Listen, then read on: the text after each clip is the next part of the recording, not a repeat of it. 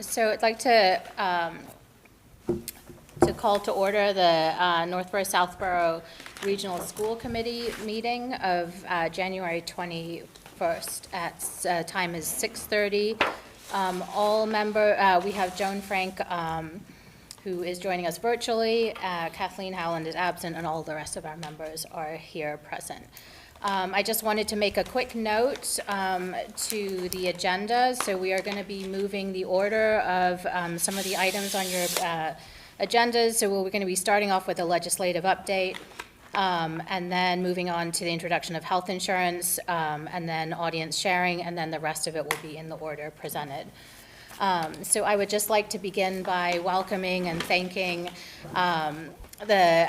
we have in the audience with us today and speaking to us, Senators Eldridge and Kennedy and Representatives Donahue and Kilcoyne. And I would like to throw that over to Greg to say why and to also continue the welcome. So. Yes, why? Well, first, good evening. And I think you should get extra credit for coming out on a very cold night. Thank you. And just want to acknowledge all your efforts speaking with key groups in our communities in Southborough and Northborough.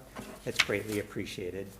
Much of what we'll share this evening is probably not new information, but a great opportunity for us to kind of reiterate some of the challenges we're facing locally in our education budget, and also some kind of year-over-year asks in terms of priorities for legislation. So as we look across our budgets, we're a bit unique. We have our pre-K through 8 Southborough, pre-K through 8 Northborough in our region.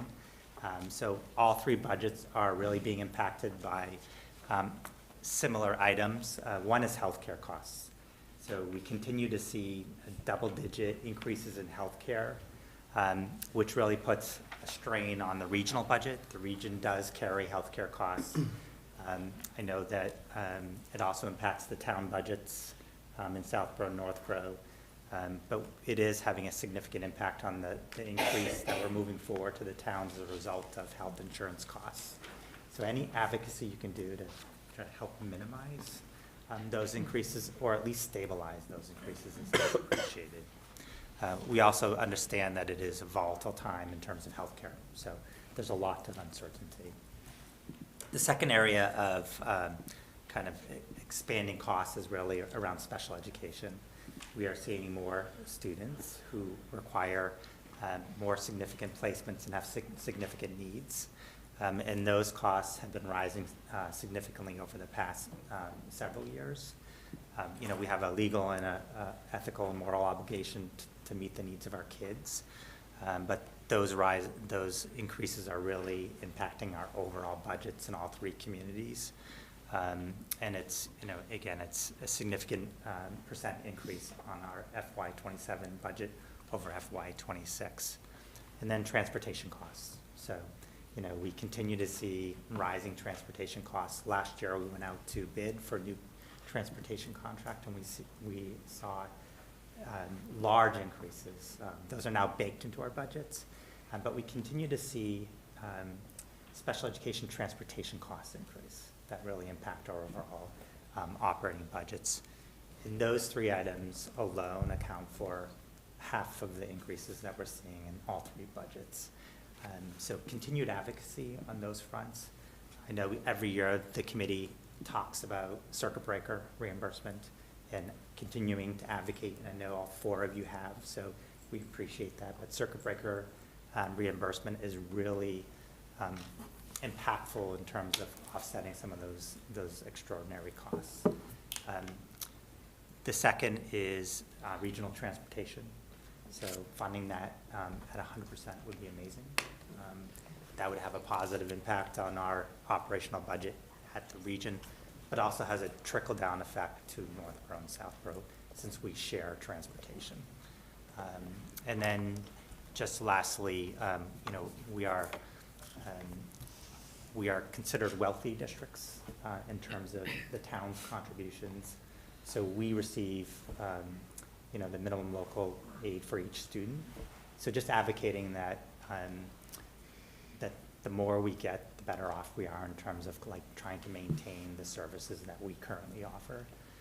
The budgets that we are moving forward are level services at best, trying to maintain the high-quality programming the faculty, staff, and the services students expect and the community expects.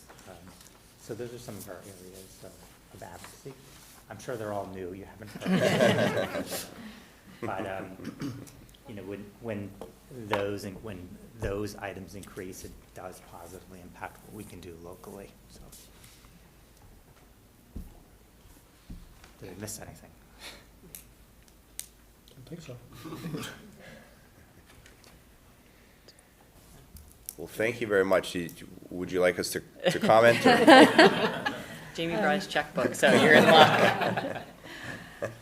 Just, we'd love to hear what you're, kind of what you're advocating for, what you're hearing in terms of the state budget. And I know it's early in the process, and I think we're waiting for the governor's budget next week, maybe? Yes, most likely. Yeah. Well, thank you. I think, first of all, thank you for having us here. It's good to be with you. Always good to be at Algonquin and to be back at the school. And, we start on the end and we can all share some thoughts. I think that, a overview overall, and unfortunately, not that we just have heard it before, but that these are plights of every school district right now. And I think you named about a quarter of the pots of funding where there are significant challenges, including in urban school districts who the Student Opportunity Act was envisioned to help significantly, are also feeling extreme pressures and those dollars not meeting what the expectation should be. And so, one thing that we've been advocating for, I've been advocating for, that really what we need to see is the Foundation Formula Review Commission get up and going again. It's supposed to happen every 10 years. It's due because part of the challenge that we're facing is that it's pressures from every direction. It's rural schools, it's minimum aid schools, which we were able to invest pretty significantly in last year, along with the special ed circuit breaker, but that's just plugging two of the holes. And so really what we need to be able to do is get our arms around what the totality of the need is in each of the pots of funding, so it's not pitting one need against another and we can do this year, we can do this year or next year. I know that the Education Committee on the Senate side, and we now have different new rules this year, and so bills are going out on different tracks in the House and the Senate, so we can speak to the Senate and our colleagues can maybe share from the House perspective. That the Senate just recently reported out a package of bills that are all the funding related legislative bills, including one that I filed around addressing the inflation factor, because we know that's another major challenge. That was around 1.9%, where we know inflation is significantly higher than that. And so with the goal of hopefully moving a bill that gets us to having that commission restarted. I know my colleague that was here before and Rep. Kilcoyne did a lot of work before we joined the legislature, Rep. Donahue and I, around the Student Opportunity Act, around the achievements through that, and took a lot of work. And so we really need that commission to get up and running so that we can actually start to address the enormity of the challenges that we're facing. We are fortunate because of the Fair Share Amendment and the surtax that we do have dedicated revenue to education in these difficult times that we are facing, because that's the other overall challenge that we're up against between revenues at the state level as well as the enormous cuts we're facing from the federal government and the threats of additional cuts coming down. We're lucky here that we do have the Fair Share surtax to be able to help offset that. So hopefully we'll be able to continue to push. I know the other big piece we're not talking about here, but also need to look at, and we see some movement with legislation as well, and that is the School Building Authority, a commission to understand how that funding is allocated, and because we see the state contribution decreasing and the municipal expectation increasing on that, which is a challenge for any community that's trying to build a new school these days. And so we also have to look at that structure and understand for our schools, so many of which are in need of either great repair or brand new schools altogether, and how we're funding that as well. So two big pieces, and I'll make space for my colleagues to share as well. Well, it's hard to add to what Senator Kennedy summarized on. I really appreciate the level of detail she provided, and great to be here with Rep. Donahue and Rep. Kilcoyne. So thank you to the superintendent and chairwoman and Paul Desmond for inviting us, and great to see all of you. I think what I would add is, Senator Kennedy mentioned the minimum per pupil aid, and obviously that's something that does help, communities like Northborough and Southborough. So I was pleased that we got that to $150 per pupil in the budget, and just wanted to note, just looking at the cherry sheets, and I fully recognize it unfortunately doesn't have that much of an impact, but just noting from FY24 to FY26, it was about a $300,000 increase for the regional school district, and on the special ed regional school transportation about $100,000. But again, recognize that that's quite modest. So I appreciate your point, Superintendent, about the need to get to the 100% reimbursement for regional school transportation. So that's certainly something that I support. And of course, we're dealing with a very challenging financial picture where, revenues even just up front are down due to federal budget cuts, and then the state revenues are sort of so-so, but not amazing. So how does that impact our ability to keep these increases going? I'd certainly be very curious on the health insurance front, if there are recommendations for what the legislature can do to lower those health insurance costs, because that really, I know it takes up such a significant part of what you even vote to increase the budget. So I'd be very interested in that. And the last thing I'll just note, just because it has been a push from a lot of municipal officials, and the MMA is they're making a big push to increase the unrestricted government general aid, the UGA, and obviously while that is officially just for municipal services, I just want to note that that there is a big push for that, which hopefully, if there's at least somewhat of an increase there, provides some more money to the towns, and how that impacts the school districts. So I just wanted to note that, because certainly we've gotten a lot of communication from municipal officials from select board members about that. So thank you. Yeah, so the later you are in the line, the less there is to talk about. But I did want to say I did a little bit of research, and I did, very realistically, between 2007 and 2023, based on the numbers on the DESE website, state aid for this is specific to Northborough and Southborough, state aid grew by $900,000, and during that time period, districts' costs grew by $8 million.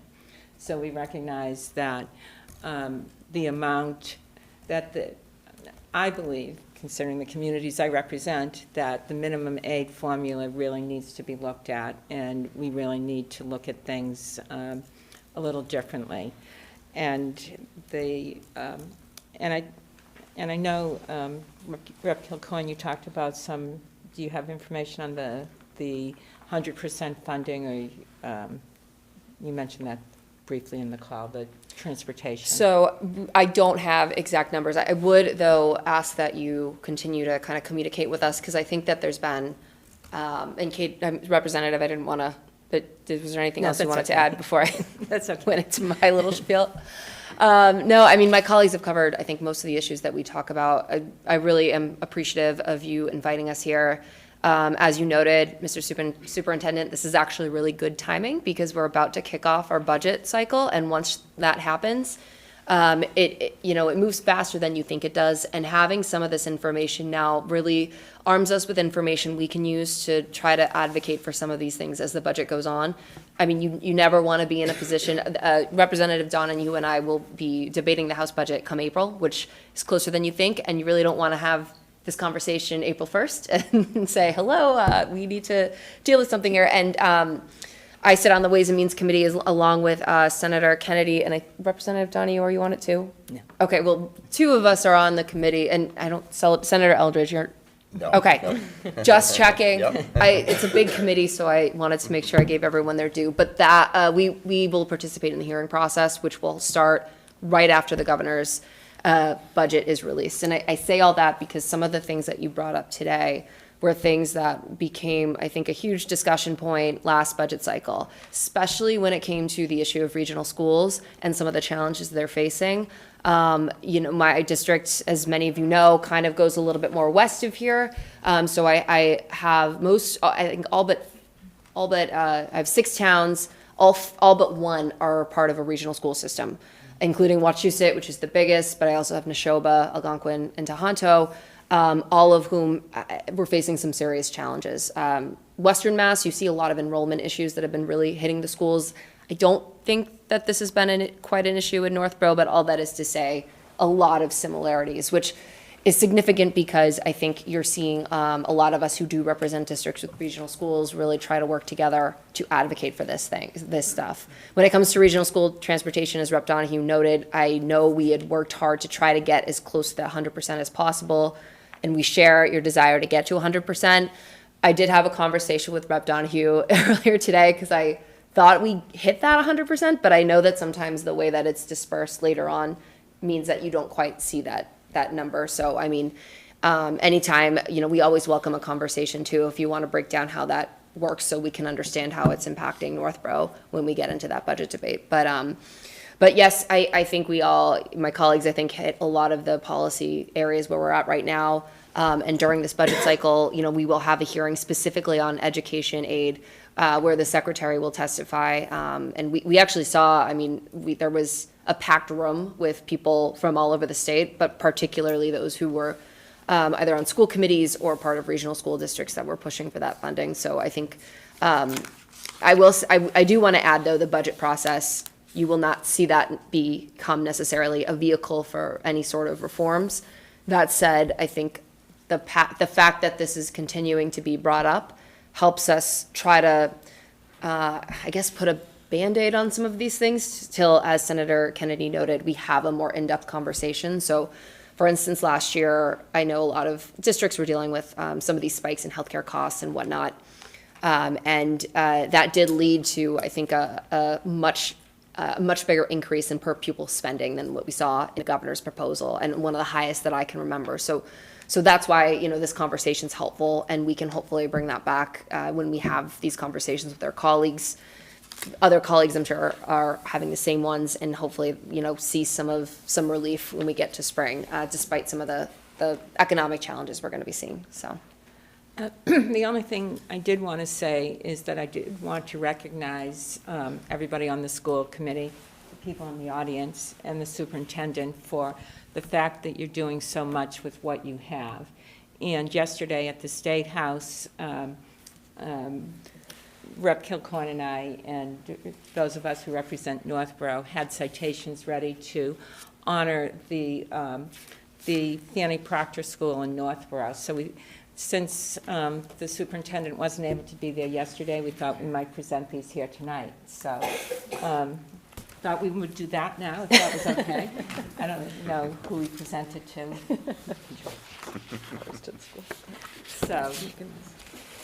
So a little bit of a positive note on an otherwise rather... It's always nice to end on a positive note.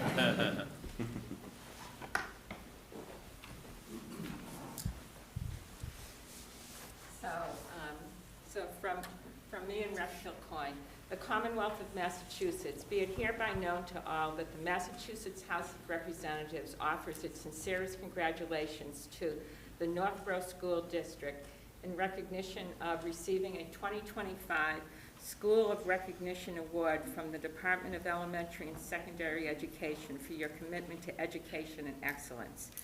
Given this 20th day of January, signed by the Speaker of the House, Ron Mariano, my colleague Meg Kilcoyne. Oh, I guess not quite signed by me. I'll do that.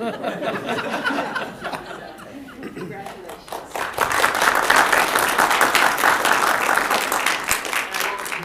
Rereading it, the same thing, although we did do it directly to the Fannie Proctor School, so we'll share with them, but similarly from the Senate, wishing the congratulations. Much more continued success. Thank you. And thank you. And I wish I could take all credit, but I'll take no credit. It's really Stacey Mahoney is the principal at Proctor School, and the faculty staff have done an amazing job of closing achievement gaps, and was recognized one of There's about 100 or so schools, Yeah. but out of the entire state. Yeah, so it was a select few schools across the Commonwealth were schools of recognition, and Proctor was designated as such. So congratulations to the teachers, the faculty, staff, and the arts. And I'll be sure to pass this along to you. Excellent. Thank you, thank you. Jen? Yeah, so I was going to open up to questions or comments from the school committee. Paul? Yeah, again, I want to say thank you for being here, and I'm glad to hear all your comments. I think they hit on a lot of the topics that we wanted to raise. I think there's kind of two buckets here. One is the most immediate needs, and I think we covered those, raising Chapter 70 funding, whatever you can do to get us more money is good. And from the regional perspective, the regional transportation reimbursement, whatever you can do to get us closer to that 100% would be very helpful. Longer term, a couple of things. I was interested in, Senator McKenney, what you said about the inflation factor.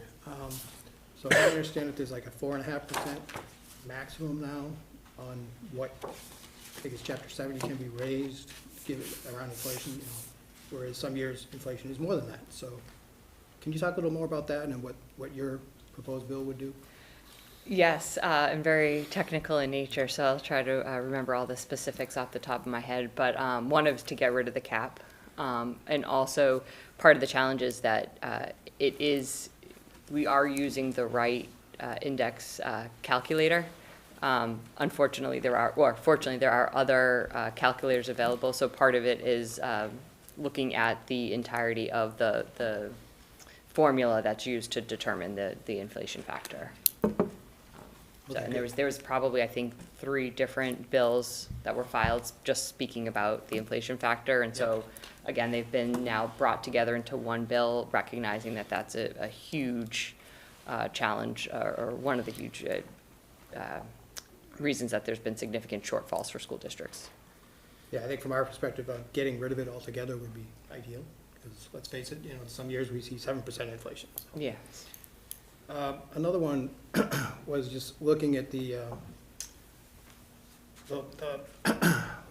special education funding, and I've been on the school committee now for like 15 years, I think, and have just never really understood why, when a child is up to age 22, the schools take care of special education funding, and after that, it's the state. And, and when it's the school's responsibility, then it falls on the cities and towns. So why not just the state, like all the way through? I mean, I've just never understood that. Well, what you're saying makes a lot of sense, particularly with the very high needs of some students, and you have a student who's very high need. And Exactly. A lot of these are what the education piece of the pie, so to speak, is paying for. In many cases, it's largely medical and custodial. And I agree with you that it makes sense just because of the unpredictable nature of it for communities when a student moves from one community to the next, and the budget busting impacts it can have. As to why it's done that way, I can't say. I mean, you hit the nail on the head. That's exactly the issue. A high needs kid moves into town, and it's a huge budget hit in that year. And we get reimbursed 75%. I think we've been told in the past, the reason it's 75% is because they want the towns to have skin in the game, to, try to keep expenses as low as you can, which to some extent makes sense, but when you have a kid who's, outplaced anyway, it really doesn't. So that's one thing. Another there was a proposal from the MASC, Massachusetts Association of School Committees, around 2.5, Proposition 2.5, where they said anything in excess of 2.5% is exempt from the 2.5 levy limit. This is from the standard contribution. If the town's standard contribution exceeds 2.5% in a given year, then that excess is exempt from the 2.5 levy. Does that make sense? I know it's a little confusing, and I guess that's why it hasn't gone anywhere, because it's too confusing. But something along those lines would be really helpful. I mean, because there's talk of, a 2.5 override just to pass budgets in both of these towns in the next year or two. So, I mean, something like that to, you know, sort of insulate us from school increases like we've been talking about that are really no fault of our own. It's not because we're spending gobs of money, you know, on new projects. It's just facts, you know, healthcare and things like that. So something that can insulate us from that. Well, I think, you Would be know, helpful. Senator Eldridge touched upon the UGA funding, the municipal, the unrestricted general government aid. 98 municipalities last year had operating overrides. So 98 communities in Massachusetts had to go to their taxpayers and ask for an increase solely to keep libraries, town halls, schools open. And so that to me is an indicator that that system is broken, is off. You know, I think there's a huge disparity. So there is for UGA, there is no formula, there is no method of distribution. It was created, I think, back in 2008, 2010, in that time frame under Deval Patrick. And there was a way in which the money was distributed. It was updated to include the lottery, was brought into that distribution, but there was never a formula created for it. So we see things where, you know, the city of Boston gets $235 million last year. Worcester, the second largest city, got 51 million. You know, most communities are under $1 million in that unrestricted. And yes, Boston is bigger, but when you break it down, you're talking $325 per resident compared to Worcester, $255 per resident. And so that's clearly a disparity in calculation. And so that is a major formula shift that needs to happen. And I say that that's not direct school funding, but to municipalities to be able to address their underlying budget. We just, you know, went through last week in the Senate, passed some legislation around some tax relief packages for municipalities that unfortunately many aren't going to be able to adopt because they don't have the excess revenue like a city like Boston has to be able to provide that relief. And so there was some conversation during that about really pushing to get a reform to the UGA distribution model so that we can help all of our municipalities. And, you know, the smaller the town in population, the bigger the gap in how money is distributed to them. And again, I think most municipalities would say UGA is the tool they want the most because it is that unrestricted generally, so that they can help schools if that's, you know, what is a specific need, or help address some other pressing matters. So. And Proposition 2.5 as itself, and in my opinion, just needs to be revamped. What worked in the 1980s is clearly not necessarily functional or helpful today to our municipalities. So, Couldn't agree more. And I'm really glad to hear you say, talking about the Foundation Formula Review Commission getting up and running again. I think that's a very good idea. So yes. that's it for me. Thank you. Sean? I know you heard a lot about needs and wants, but I do want to say thank you for continuing to fund lunch and breakfast for students. You know, that kind of came in during COVID, and then it was able to be established and continue. I know we hear on the committee here how strong the lunch program is here, and from my own experience as principal at another school, seeing students day in, day out, you know, I'd say 90% of the students taking advantage of that free lunch is really impactful for them. And so, you know, to continue that is appreciated. Well, thank you to this committee as well, because I remember, I think it was back in 2021, it was my first term, so maybe 2022, but I remember this committee and the superintendent, the school district sent a letter of support to my office supporting the universal school lunch program, which I did share with the Ways and Means Committee, which I think, you know, it was important to hear from school districts like this, all school districts across the state, about what the need was, because I think people did have an idea of what kind of student might benefit, and the reality is it really benefits every single student and every single family in every single school district. So thank you for your advocacy as well, because that helped us get this process moving. Any other questions or comments from the committee? So I'd just like to close again by thanking you. You are making a difference. We are seeing it indirectly in our budgets and, you know, some of the increases that we've seen, which has a direct impact to the services we offer kids. So thank you. You always don't see that, but it is impacting the work here in Northborough and Southborough. And is there anything we can do to support you in your advocacy? Is there any? Let us know. Absolutely. You know, if you need information or testimony, we're here. Excellent, thank you. Thank you. Appreciate Thank it. you. Great to see you. Thank you. Thank you. Thank you Thanks for very having much. us. Should we continue? Yeah, don't tip over. So next up on the agenda is the introduction of health insurance advisors, Borislow Insurance.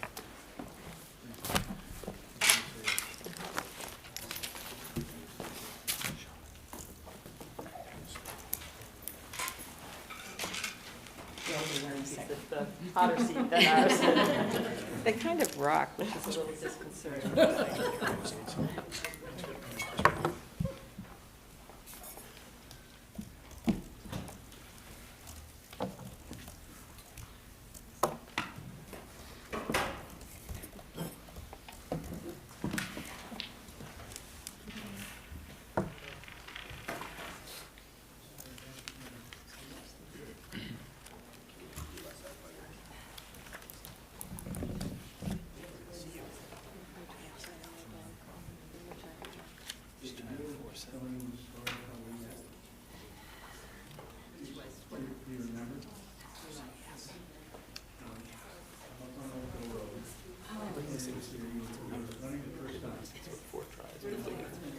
You want to do the new line cast? Yeah, eventually, but not now.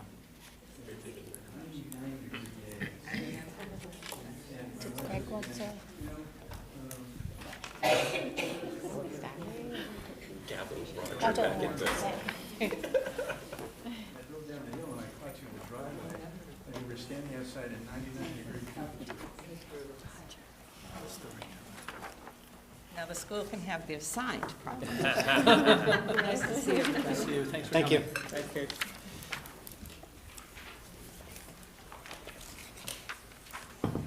And it's, do you want to? Yes, so, Say something. as the committee is aware, we did change our insurance consultants to Borislow Insurance. We've been partnering with Borislow for a few months. Since October 27th. Yes. And we couldn't be more thrilled with their attention to detail, their advocacy, and their participation in the work around advocating for insurance for the regional district. And this evening, they're here just to introduce who they are and what they do and how they support the region. So welcome. Thank you, Gregory. Thank you for having us tonight. Again, my name is Susan Boisvert from Borislow Insurance. I'm a vice president. I've been with Borislow for 28 years now, talking health insurance to school districts, and private schools. So talking insurance for a really long time. And we are just thrilled to be partnering with Northborough, Southborough School District on their employee benefit needs. I'm Marcy Halloran. I've been working with Borislow for almost 23 years in the same capacity, not vice president, but same capacity, working with clients with their benefits, and we appreciate you inviting us here tonight to speak. So we just quickly like to say, you know, we have a team behind us as well. There's two of our colleagues that, with myself and Marcy, are more the day-to-day, so there's four of us that are on the day-to-day. We've been to the town of Northborough, we've been down to the town of Southborough School District, all collectively, for a number of meetings, excuse me, since we've been partnering with you. But we also have a team behind us. We have our risk management team, our compliance team, all of that, that really help support what we do, you know, for you. So just quickly, a quick overview of what we've really been talking about is, you know, right now there are 3 plans offered here, and we've had dialogue with, well, all 3 entities purchased their health insurance together, town of Northborough, town of Southborough, and then the school district. So all 3 entities purchased together, same plan design, same rates. So we've just started our conversations about maybe some recommendations for July of '26 on what may want to consider being offered. So again, 3 plan designs offered today. excuse me, and, you know, moving forward, we're in the heat of those discussions. Part of the risk management team, they do a forecast. So that was done pretty quickly after we became the consultant. And, you know, looking at the claims data and how things are running, they are forecasting a 16% increase for July of 2026. Now, that was only claims data through July of 2025. So we do have a number of months of additional claims data that will come in that can swing that one way or another. So part of that is your actual claims experience. Another part of that is all of the carriers, their trend numbers are higher this year. For the past 5 or 6 years, it's been around that 8%. This year, it's swinging between 11 to 13% as far as a trend number. So that's going to play a role in your renewal season as well. But we do believe that, you know, we've had, you know, we're off to a great start. We're off to a busy start with all of the conversations we're having with IACs, with school committee, with select board, all of that. We're well underway of, you know, some opportunities to look at for the upcoming year. Anything else we can answer with at this time? Are there any questions or comments from the committee? Thank you. All right, thank you. So next up, we are going to do our audience sharing. So I know that I'm aware that we have folks in the audience who would like to speak. Just want to review a few things. So we have 15 minutes set aside for audience sharing. Each person can speak for up to 3 minutes, and I like to warn people in advance, I will give you a time warning if you go over that. I believe we also have a section at the end too, so if there's additional comments. If your comment goes beyond the 3 minutes, you're also welcome to send us emails, and we will read and respond to those emails, so to make sure that you feel heard in those comments. So at that point, I will open it up to public comment. Do we go one at a time? Should we stand in line? I think we can go one at a time. I'll ask people also just to be aware of, like, not to repeat the same point, so just as many of you who want to speak can speak, preferably with different points, so. Sorry. I'll go first, okay. Do we have to say name and address? And if you could state your name and street address. My name is Kim Honey, and I'm the librarian here at Algonquin. I'd like to thank the Regional School Committee and Superintendent Martineau for the opportunity to speak tonight. I've been an educator for 31 years, 25 of them here at the Reg, and I come from a family of educators. With that being said, school policy, professional development, and school calendars are a big conversation topic at my family get-togethers. I feel it's safe to say in my family circle, Algonquin is the gold standard. The calendar is reflective of the needs of the community, and the professional development is rich and dynamic. I'm a member of the Professional Development Committee, and am proud of the work we do to provide learning opportunities for teachers that allow them to collaborate with educators across the 3 districts, engage in unique learning experiences that support district initiatives and enrich their craft, as well as earn PDPs that are required for recertification. As a member of the Professional Development Committee, I am concerned how the current calendar will impact professional development days. Since Eid is a new addition to the calendar, the district may have a grasp on how many staff members observe. But Yom Kippur has traditionally been a day off, and I do not believe the district has data on how many people will be observing this high holiday and will be absent from professional development. Professional development days cannot be made up. The opportunity for teachers to participate in dynamic district-wide discussions about curriculum, pedagogy, and initiatives will be lost. As a teacher, I love professional development days. In my 25 years, I don't think I've missed one. They invigorate me, give me the opportunity to create connections with others in the district, and allow me to be involved in something bigger than my personal classroom. The current calendar proposal upsets me. As a member of a family that observes Yom Kippur, I am put in the position of choosing between religious observation or professional development. I will be choosing my family. I am upset that I will be losing the opportunity to interact with colleagues from different schools, develop unique learning experiences for our students, or work on district-wide initiatives. I understand that there are many moving parts in building a school calendar, but I hope that the committee will reconsider having professional development days on religious holidays. Having faculty and staff missing from professional development has a direct impact on the quality and delivery of instruction to the students in our 3 districts. Thank you. Thank you.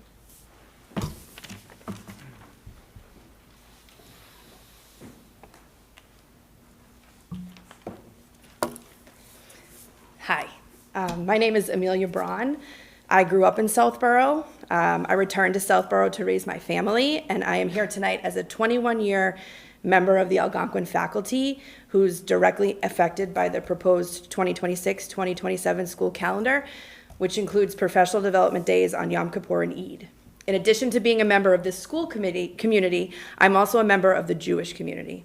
In recent years, the district made the decision to excuse students from school on major religious holidays in an effort to be inclusive and respectful of our increasingly diverse community. I appreciate that intention and the message it sends to students and families.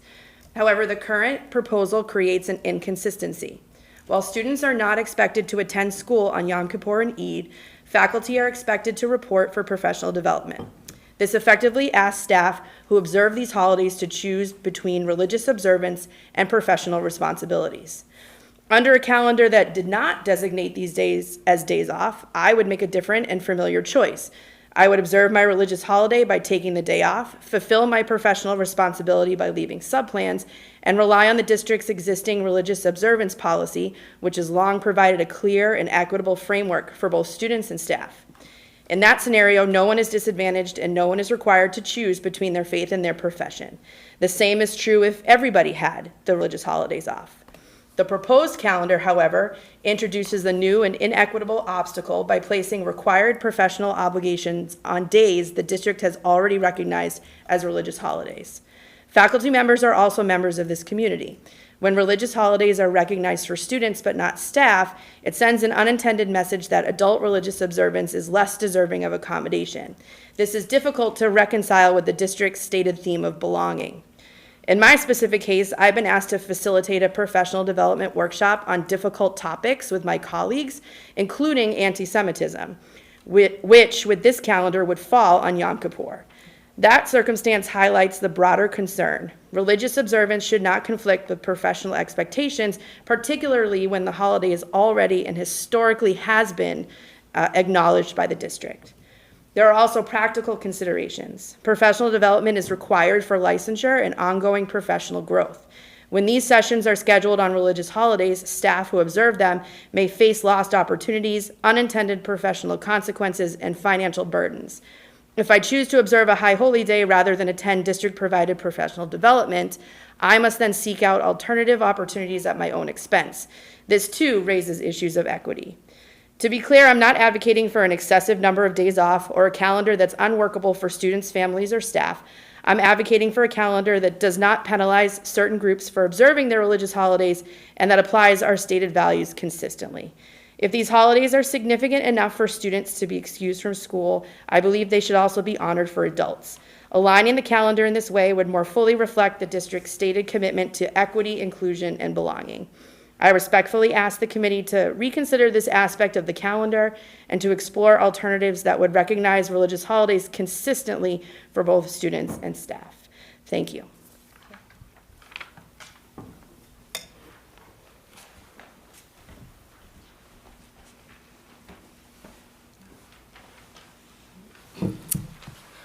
Good evening, everyone.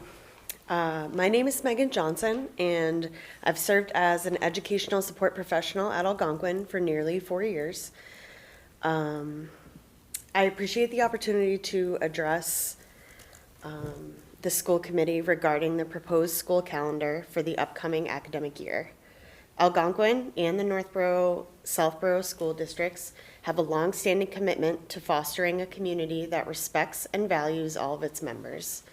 I'm concerned that the proposed calendar requires faculty and staff to choose between essential professional development and their religious obligations or family commitments. Requiring individuals to make such a choice is inequitable and inconsistent with the inclusive values that our district upholds.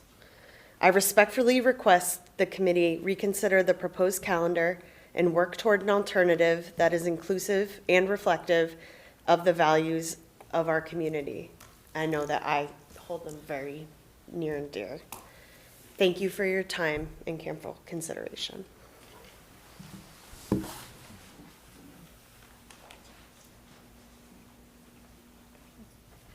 other comments? Thank you. So we do not have back and forth, as all of you know, but I encourage, if you send us emails if you would like further, to share any further comments or feedback. Yes. I just have a general comment.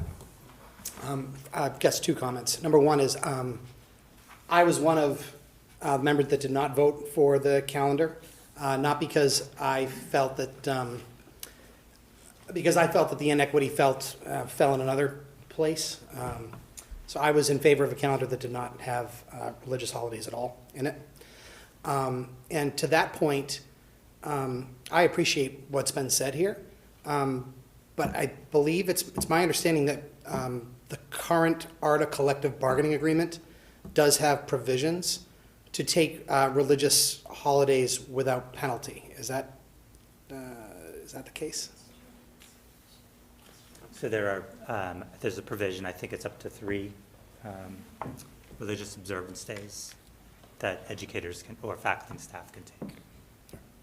Thank you.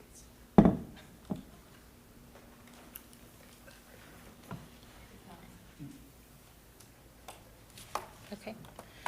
Thank you. Like I said, we do have another public audience sharing at the end. So, and I'd just like to clarify too, so the calendar was voted by the regional school committee. So it's not a proposed calendar, it was a voted, approved calendar.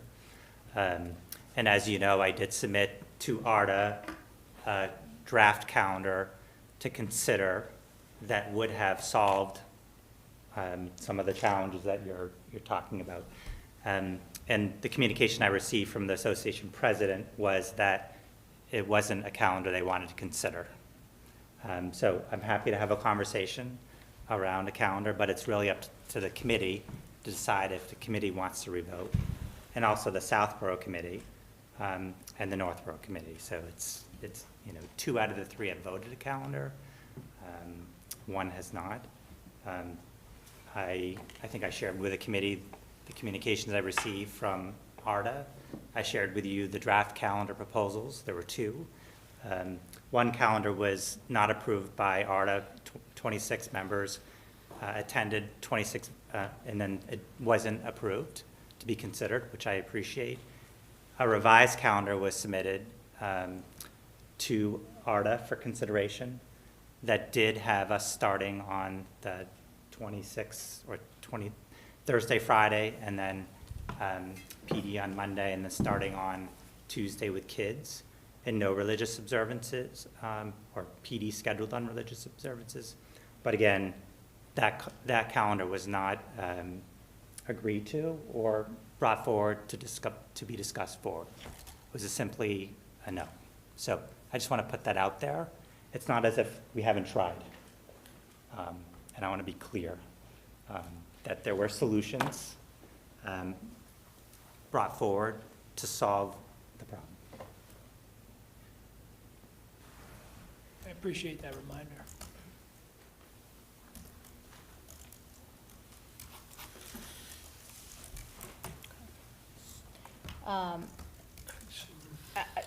What's up? Do you need a motion for minutes, or? Yeah, I think we are going to move on. Sorry, I was just hesitating on how to proceed because there's been a little bit of back and forth, so I didn't know if I should open it back up to any committee members who had anything to say, but I think everyone said, and unless there's any other comments, I'll move on to action on the minutes. Okay, so next item on the agenda, we are going to be doing the executive session towards the end instead of at the beginning, as it's on your agenda. I did mention that. So next item on the agenda is the action on the minutes. We have action on the minutes for, I'm going to look for, I think we can lump these all together, right? So action on the open meeting minutes of December 17th, 2025, on the executive session meetings of December 17th, 2025 to be retained. Yes. And action on the operational budget subcommittee open meeting minutes of January 6th. So we're looking for a motion on those, but is there any discussion, first of all, on any of those? So I will look for a motion to approve all three of those as printed in your packet to retain the executive session. So moved. Second. Moved by Paul, seconded by who? Chris? Okay, and I think we need a roll call vote. Okay, because we have, Joan?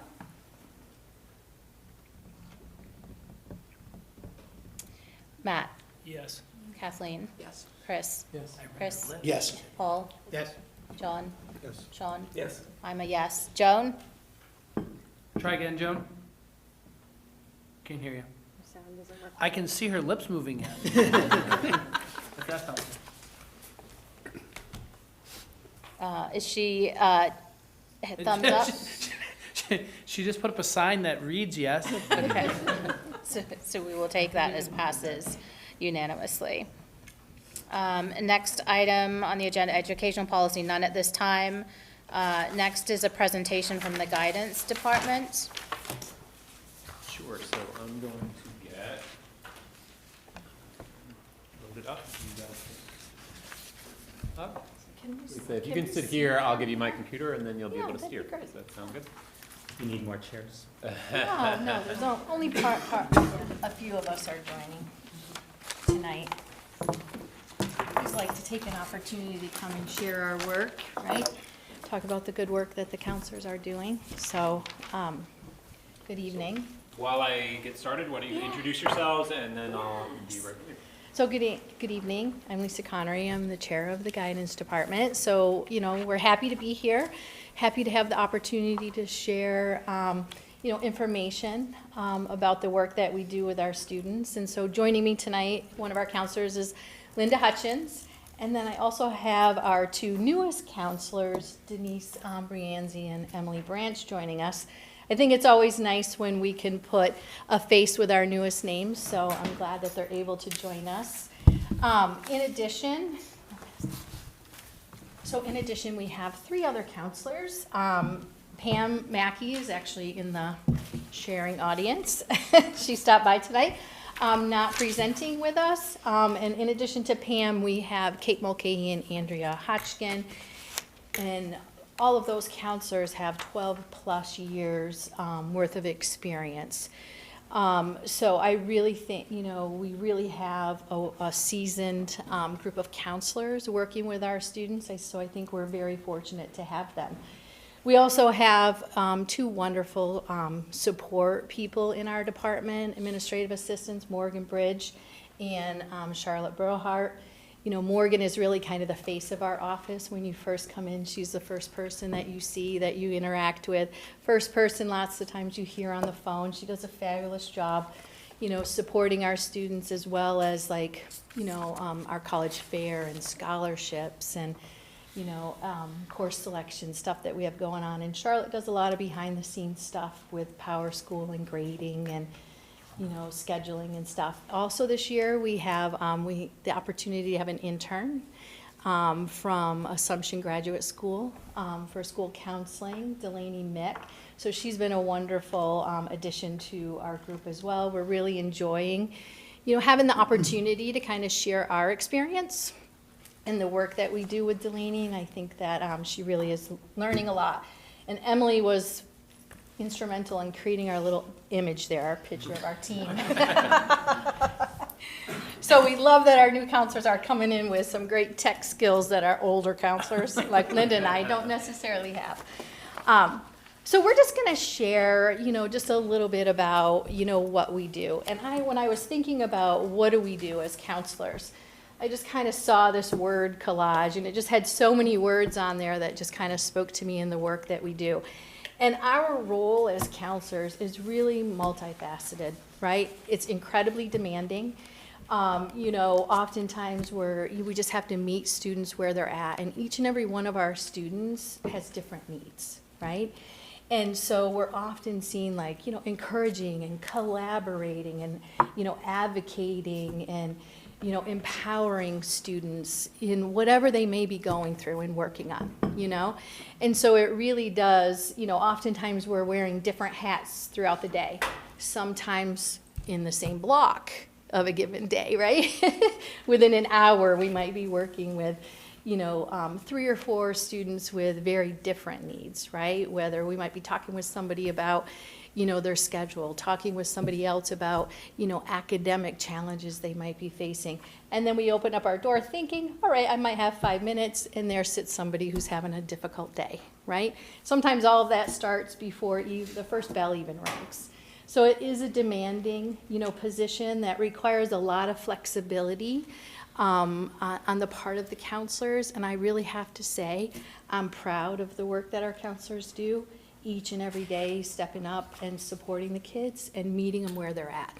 They do a great job, and always with a smile on their face, and they really care about the outcomes for our students. So I just felt like that just kind of spoke to me when I was thinking about this. So when we look at just kind of overall our department, and we talk about, the counselors and their caseloads and assignments. So of course, the counselor loads are, broken down alphabetically. Students stay with their counselor all 4 years. And, we think that that is a great approach because it really does help support the relationship that the students and counselors can develop with one another. It also supports the relationships between the counselor and the families.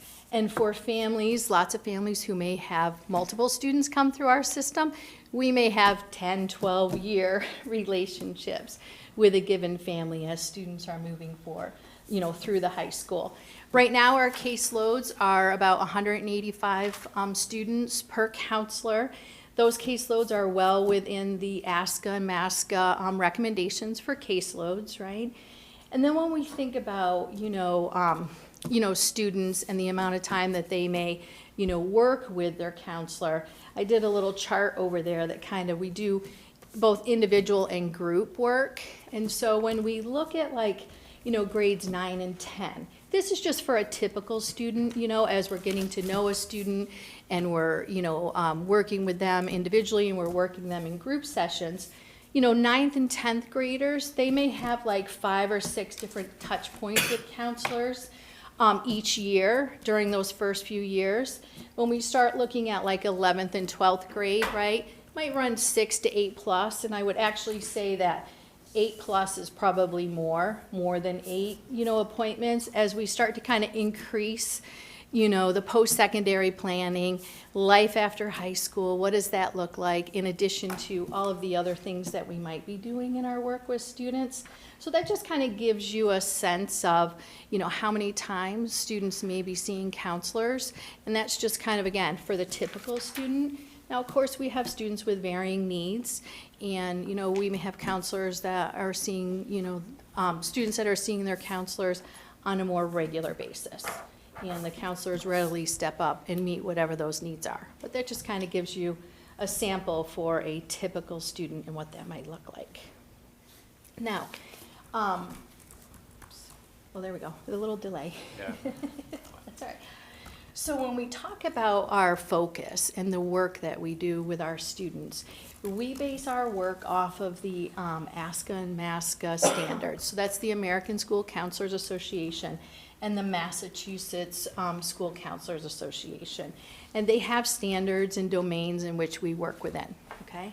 And so the 3 different areas where we focus our attention are academic development, social emotional development, career and college readiness, okay? And within each of those categories, we do work both in group group focused and individually focused. So when we talk about academic development, we will be going into the classrooms and we're doing work with students around whether it is, talking about what are your graduation requirements, what does a transcript look like, what does a GPA look like. We're talking about course selection. We're also sharing with students, how to think about and make connections between course selection and maybe post-secondary plans that they may have. Are there opportunities here at Algonquin to, be able to engage in, coursework that you may be interested in pursuing later on? And then we talk about, social emotional development. We also do group work within that, where we have group lessons focused on growth mindset, perseverance, grit, many of those things that are, especially our freshmen coming in, really we need to talk about, and they, need to have an understanding of what does that look like and how do I move myself successfully through high school. In addition to the group work, we do a lot of work supporting students individually from a social emotional perspective, right? And we all know that life happens, right? And it can be challenging, and sometimes students are going through things, families are going through things, and we're there to support them. Sometimes we're able to support them within our own work during the school day, and then other times some students may struggle with more significant issues. We may be doing crisis intervention, and in addition referring to like outside supports for students that are struggling.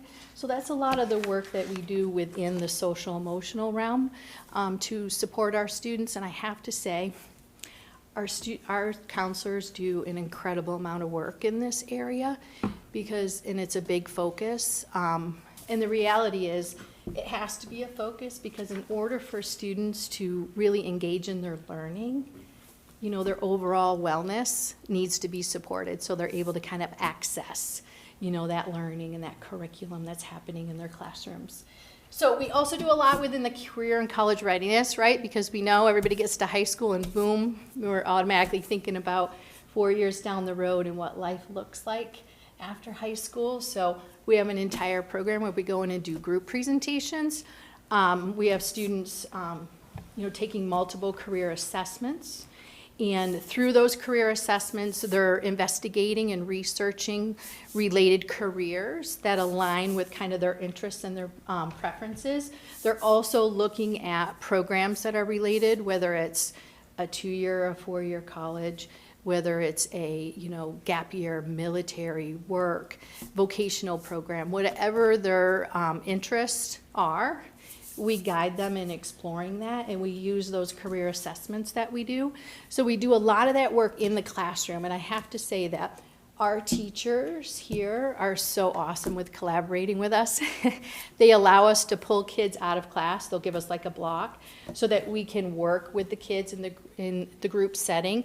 That helps us to ensure that all students are kind of getting those universal supports, that we're providing. So kudos to our teachers. We so appreciate them, working with us on that. And then, of course, we spend a lot of time working individually because we know there's a lot of general information we can get about how to research and investigate, right? How to visit schools, how to visit programs. And then at the end of the day, it really ends up being an individual process, right? So sitting down and having those conversations with students and personalizing, that plan is a lot of work that we do. And then ultimately, we end up, moving towards applying to programs, right, in the fall. And so there's a lot of group work and individual work that goes into supporting our overall, all of our students. So I think Linda's going to take a minute, and she's just going to kind of talk about, because we have different tiers of support. For students, again, those tier 1 supports are more universal for all students that I've been talking about. And then we have tier 2 and tier 3 supports that are maybe a little more intensive. And so Linda's going to share a little bit about that with you. Okay, good evening. Hi, I'm Linda Hutchins. I can't believe it's my 10th year at Algonquin this year. And, that saying goes, like, love what you do, and then time flies, and that definitely has happened here. So I'm going to touch again upon, Lisa talked about the 3 domains, academic, social and emotional, and post-secondary planning, and I'm going to briefly highlight how we support the students through the 3 tiers of services. The first tier is the universal supports, These services are provided to all students throughout their time in high school, primarily through the classroom. So for social emotional development, we offer workshops on transitioning to high school, bullying, cyberbullying, growth mindset, grit, and goal setting. For the career awareness and exploration, our workshops center around self-discovery, helping students identify their own interests, skills, and preferences. And from there, we help them with research to find out really what is the right fit for them. Through doing this, we use career assessments, structured research questions, personalized searches, and we also do workshops on resume writing and interviewing. Then we have the post-secondary planning, where students can explore career options, career and work experiences, military pathway, and trade programs. We support every pathway, and we develop a multi-pronged approach for students who wish to explore 2 or more post-secondary options. We also review the entire admissions process, standardized testing, as well as financial aid and scholarships. And then the course planning includes course selection and scheduling. We provide annual grade level presentations outlining graduation requirements and an emphasis on selecting electives that align with their future goals. Tier 2 is targeted supports. This tier provides additional focused support for students showing signs of needing extra assistance. So examples would be individual counseling and support related to academics, school avoidance, mental health, family issues, social and peer conflicts, and attendance concerns. And I kind of left that for last because especially with cold and flu season, we have a lot of students who have been out maybe for many days, and we do help them with a schedule to help them with their makeup work. So it's easier transition back into school. So essentially, whatever a student may be experiencing that requires a little more targeted attention to help them access and succeed in their classes, this is mostly done on an individual basis, and we help to facilitate like a short-term solution-focused intervention. We also support and follow up on universal screenings. We offer focus studies and access programs when appropriate, and we do monitor all of our students' attendance, academic progress, and any caseload data that would respond to a student's need. Then we have Tier 3, which is the intensive supports. This tier serves students requiring significant or ongoing individualized support. We manage the 504 for our caseloads, ensuring teachers have access to the plans, communicating with the families, and conducting the annual and 3-year reviews. We participate as a member of the IE team for our students. We provide short-term individual counseling and referrals to outside mental health agencies. We're active members of the crisis intervention team for our caseloads, developing support plans when necessary. And we collaborate closely with the families, administrators, teachers, and outside providers with ongoing monitoring and documentation. Together, these 3 tiers allow us to support students holistically and responsively across all domains of their development. So next, I'm excited to pass it over to Denise Brienzi, and she is going to share with you a new platform we have, which is replacing Naviance. Hi, everyone. So like Linda said, I'm going to be talking about School Links. This year, our department transitioned to using School Links as our platform for college and career planning. Previously, we used Naviance, but over time, we found that the career exploration tools that were part of Naviance were not as comprehensive as we needed them to be. For a few years, we used Naviance in conjunction with Pathful Explore, and now we're fortunate to have one platform that integrates both career exploration and post-secondary planning. We onboarded our 10th grade students onto School Links in December, and we will be onboarding our 11th grade students next week. And our juniors will continue to use School Links into their senior year as part of the college application process. School Links offers a variety of features, including career exploration tools such as interest inventories, personality assessments, and a resume builder tool. Students can watch videos that provide insight into day-to-day experiences into different careers, and they also have access to webinars on different topics such as employability skills, self-management, and financial aid. School Links will also support the entire college planning and application process, from researching colleges to document submission and scholarships during senior year. One feature that is unique to School Links that was not available on Naviance is an opportunities board. This allows the school to post opportunities for students such as community service, internships, and summer programs, and students can also search for opportunities available within the broader community.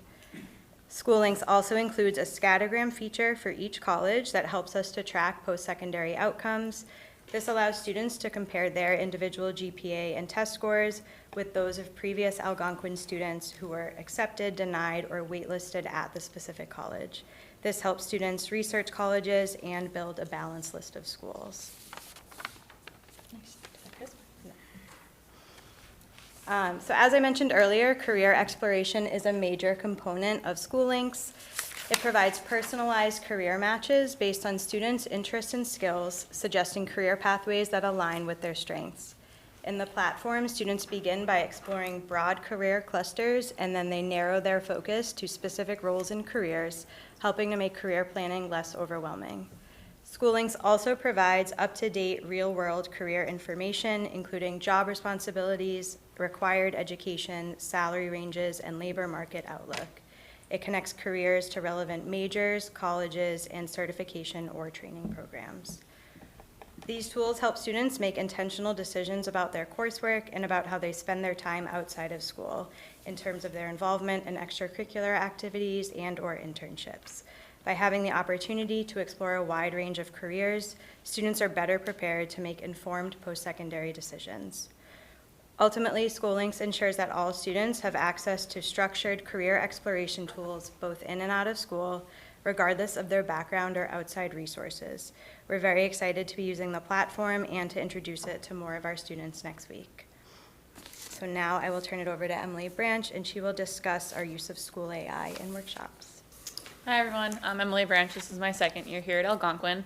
And so in addition to SchoolLinks, we were also, before we even had SchoolLinks, we started using School AI last year. We were taught by a colleague during a professional development about this school-approved AI resource that we wanted to share with our students, and it's been something that we find really helpful when it comes to the career exploration piece and some other areas that we like to focus on.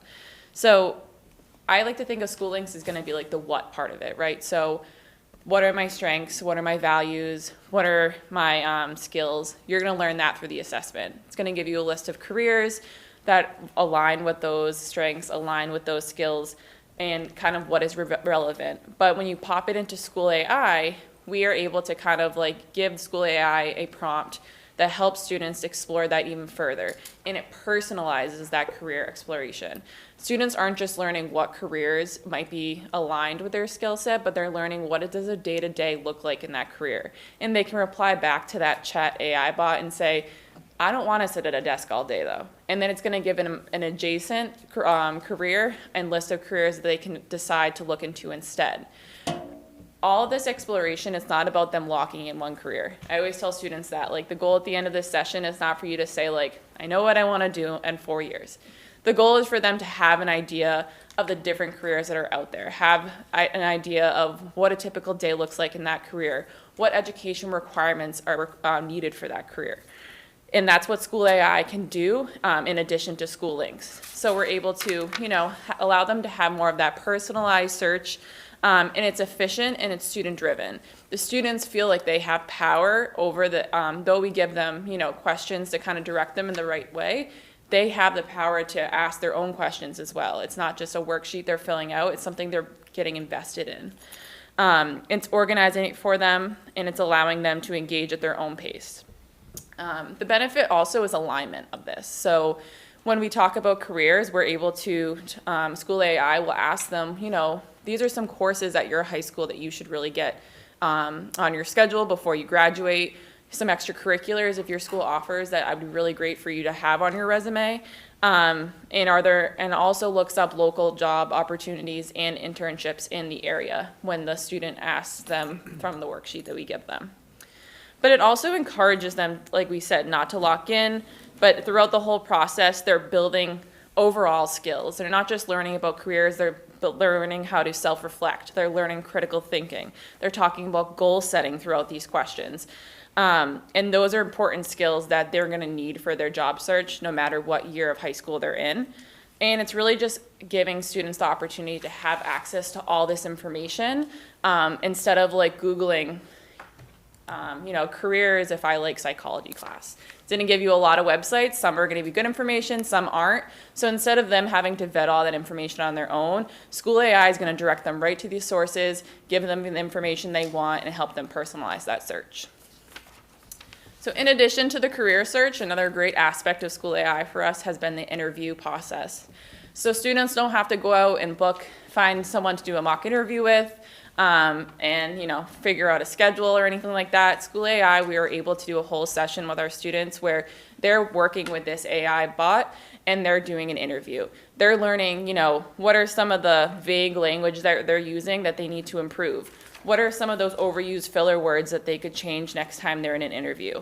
They're learning data-driven feedback in the moment so they can feel more confident in the future when they do come to us and they know what questions to ask.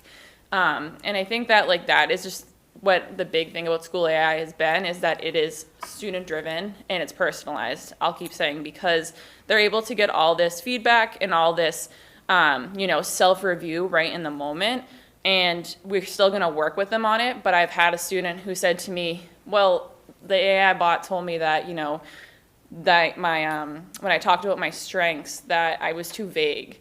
And that was so helpful, because then we could kind of dive right into, okay, what was your strengths? And we'll kind of figure that out, instead of saying, I have an interview next week and I have no idea what to talk about. The AI chat box was able to really trying to get them to figure out exactly where they need to focus their energy on to get ready for that interview. So they're giving them concrete suggestions, and the big thing of it is the counselor in the room is able to view what they're saying. For every student is saying, we have our own dashboard, so we can see every conversation every student is having. And it's nice because I'll be reading the dashboard and I'll head over to a student if I see some of their questions, their answers may not be going in the right direction, to encourage them to, veer the other way a little bit. But it's also great because, in a snapshot, I'm looking at 30 kids and I can see what their interests are. I can see what I want to focus on next time we meet with them.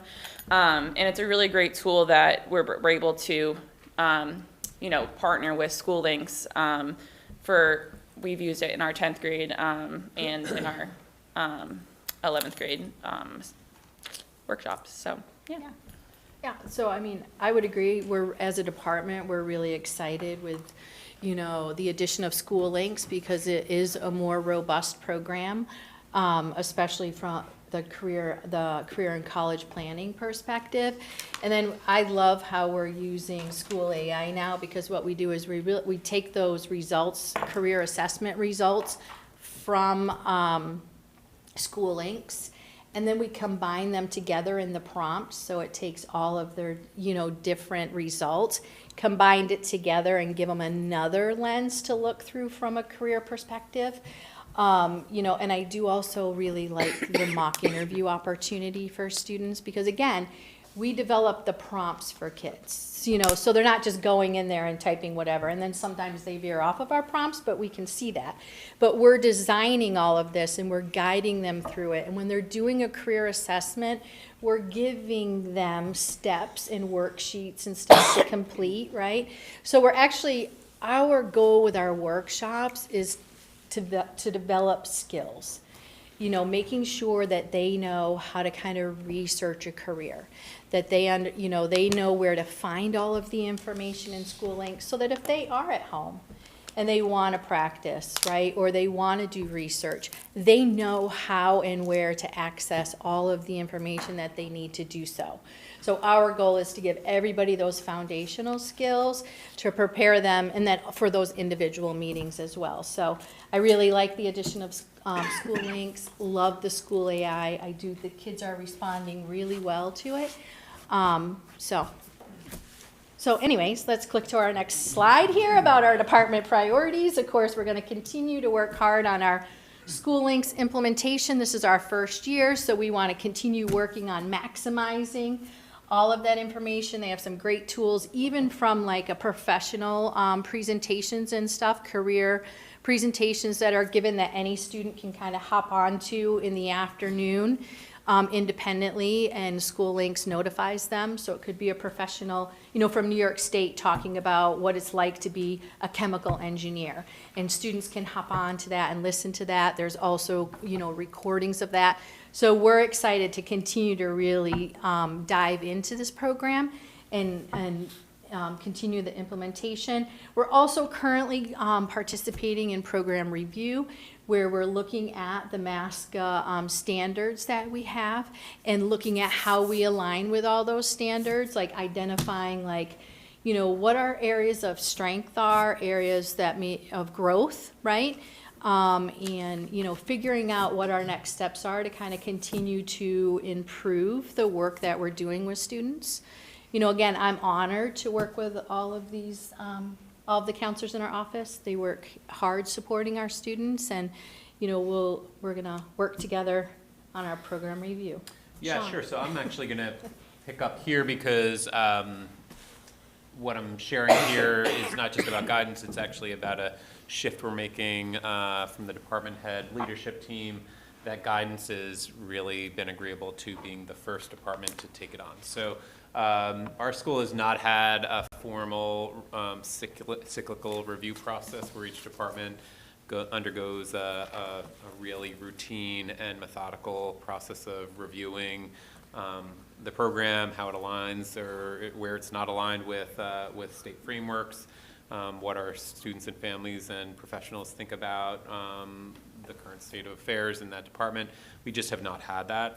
So Greg has asked me to work with a department to develop that review process, and guidance has been agreeable to doing that. We're not inventing anything from whole cloth. The Northborough Southborough Public Schools has a review process that has been used K through 8, but we've not employed a process in 9 through 12 since I've been here, or ever even before that I'm familiar with. So we've used the Northborough Southborough curriculum and instruction review process as a starting point, and even that is based on the DESE model for a process of curriculum, instruction, and review. It has 4 different steps. They could potentially take a year each. They could be shorter or longer depending on the needs of each department. And so the guidance department is really doing 2 things this year. One is undergoing a review, but simultaneously, as they are the first ones who are doing it, we're watching them do it as new departments, or as other departments in the future will then also take on the process of review. So they're doing the process of review while the other department heads are helping them design and refine the process that's tailored to grades 9 through 12. So it's a bit of a process review and then a meta process of program review. So I appreciate that they're the first ones out of the gate. And so upcoming, actually, so we're in this first band of assess and plan, and that's where you heard a lot about ASCA and MASCA. And on March 23rd, on our full day PD, this group will be delving into the standards, those domains you heard about that were outlined by ASCA and MASCA, to see where are we aligned perfectly, where do we need to do some shifting, so that we can be doing what we need to do.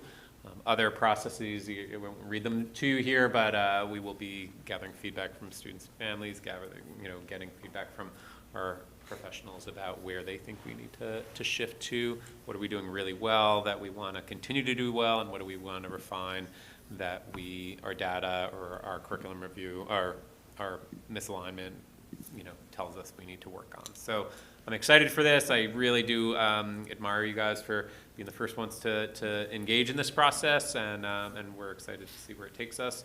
It's kind of trailblazing for the rest of the department. So I get the opportunity to work with these guys routinely. Often it's on a very tricky kid situation, very specific, and they do their jobs with great skill, but also with great compassion and care for our kids, who they treat each as an individual. So, so I appreciate you guys coming out tonight and for presenting your wonderful work with the committee. So I'll open it to questions. I have a quick question, and then actually I have 2 points. I should preface this by saying I'm a psychologist, and I also am a professor, and I see kids coming up from high school, also through graduate school. So my question is based on anecdote. I have a daughter who's at the high school also. So it's based on some of the anecdotal information that I'm getting from my daughter and kids that I see in a higher level in college. And also from the surveys, right? So we know that from the survey results, and this is pretty consistent nationally, not just in our district, that rates of anxiety and depression, particularly in girls, have been increasing pretty significantly over the last decade in particular. But I'm also seeing, and I've had conversations with colleagues about, were we like this when we were in school? Where my daughter, like my daughter, and not just her, but her whole group of friends, they're very like high achieving, very like kind of perfectionistic, very concerned about, I got an 80 on this exam, what's this gonna mean for my college applications?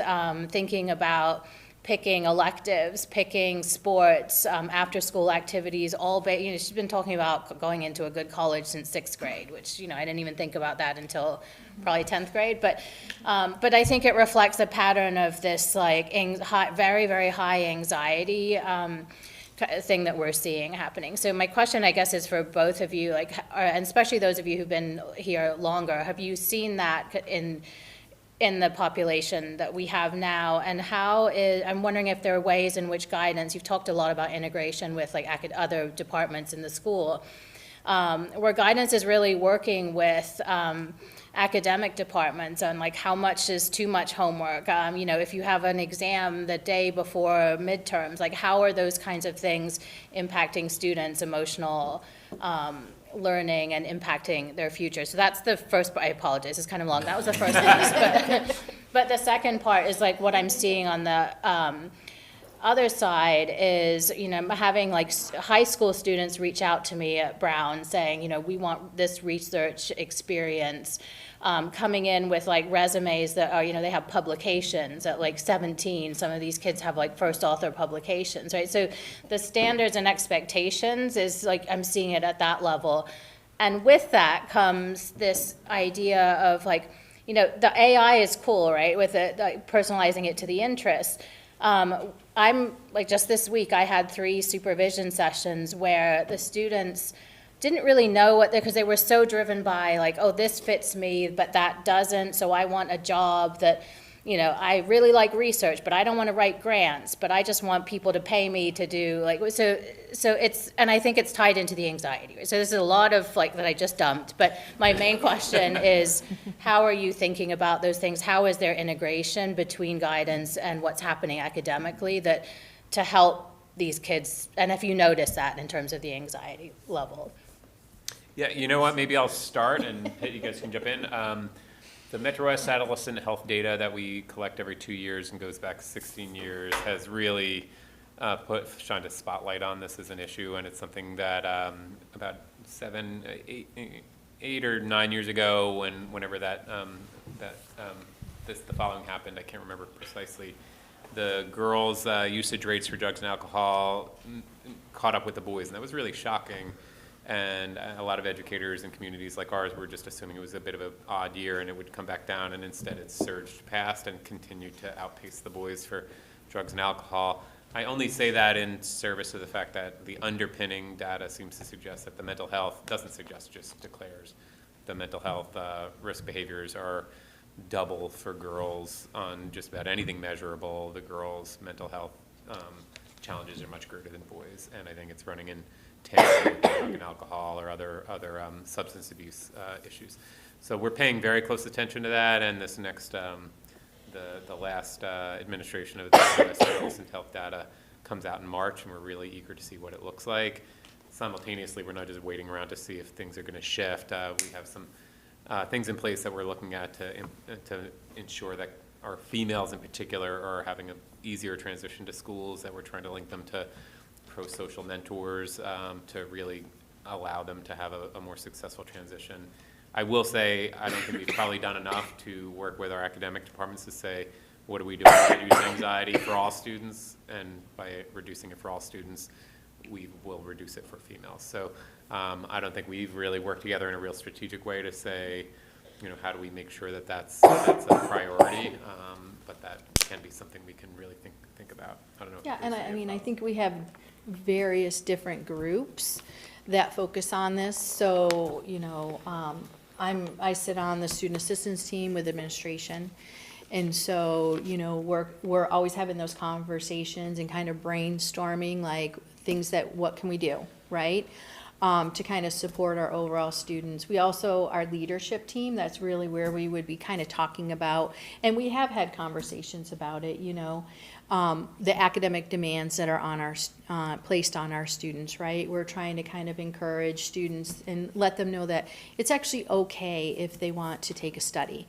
I definitely think the hard part is, there's a lot of outside pressure and influence that's happening, that kind of goes against a lot of the work that we do in our group sessions, in our individual sessions, but we are trying to kind of message that it is okay if you take a study. You'll still have enough credits to graduate. It's okay to have a break, to choose kind of what you'd like to do. We oftentimes, when we're talking with kids about, extracurriculars and activities they're doing, we're telling them, like, less is more. Find a couple things that you're passionate about, that you're interested in, and then continue to pursue it and expand on it. Like, we'll tell our students, like, if you're a great soccer player, that's awesome, right?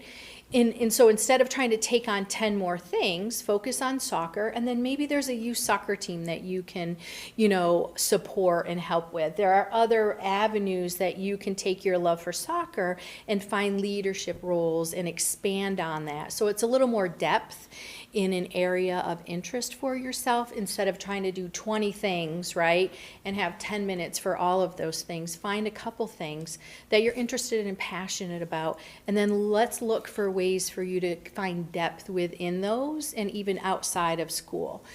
So that's a lot of the messaging that we share with our students in our work and talking with them. We spend a lot of time talking with students about balancing their schedules. What are you interested in? What are you hoping to pursue? Because lots of times we'll have students come in and they'll be like, well, I just need 6 APs, and not necessarily really thinking about, which APs are going to be most meaningful to you, are you most interested in, that are maybe connected to things that you're interested in the future, and then how do we bring balance to that, So we do spend a lot of time, talking with our students and encouraging and supporting them with that. So, sorry to interrupt, only because I have, the idea of study halls, we talk a little bit about, and increasingly actually, so just to throw some data at it, and it's emblematic of, I think, the exterior pressures we see a lot of. So there's nothing in our handbook that either encourages or discourages a student from taking a full class load, that's all 7 classes with no breaks. And because we don't have any restrictions on it, a lot of students think, well, that's what I need to do to be competitive in the college environment. And 92% of our grade 9, 10, and 11 students take all 7 classes, all 3 of those years. So if you can imagine what that day was like, many of us probably had a study hall. That's like a perfect break in your day to get caught up, to catch your breath. But the vast majority, 92% of our students, because we do not have restrictions, pin the needle on those things, and we're increasingly trying to encourage that for families to say, choose a study hall. It's really healthy. Colleges do not frown upon it.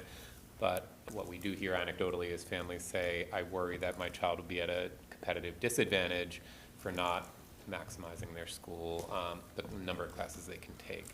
So we're really examining that really closely as a leadership team to say we don't want to overrule a family's desire to challenge their child academically, but we actually do question whether or not having that much classwork every day, which results in all this, all that much homework, is all that healthy, when in fact a student can easily meet our graduation requirements by taking at least 1 study hall a year, which we're going to message strongly with our rising freshmen to see whether or not families do take us up on that is I think to be seen. But the department heads strongly support that, but there is, I think, a bit of a disconnect between families' desires to really position their child to be as academically competitive as possible, even though that's an exhausting day, and we know that. And so that's something we struggle with, and we're teasing out really closely. Study halls, I mean, we throw that around a lot, but this is a place where the exact dynamics you're discussing are played out in real life, and we're struggling with. I wouldn't say struggling with it. We're trying to develop an institutionally, like a mindset that aligns with how families want us to educate their children. In addition, you had asked a couple questions about, specifically about anxiety and depression. Last year, I did join the health and fitness department because they actually have new standards. And so they're going through the program review as well. They're in year 2, and they have, identified, different evidence-based curriculums that they're working with. I actually have the book, you know, because that's going to be part of our program review. So there is a lot more within the health and fitness curriculum that is targeting students' social, emotional learning and health.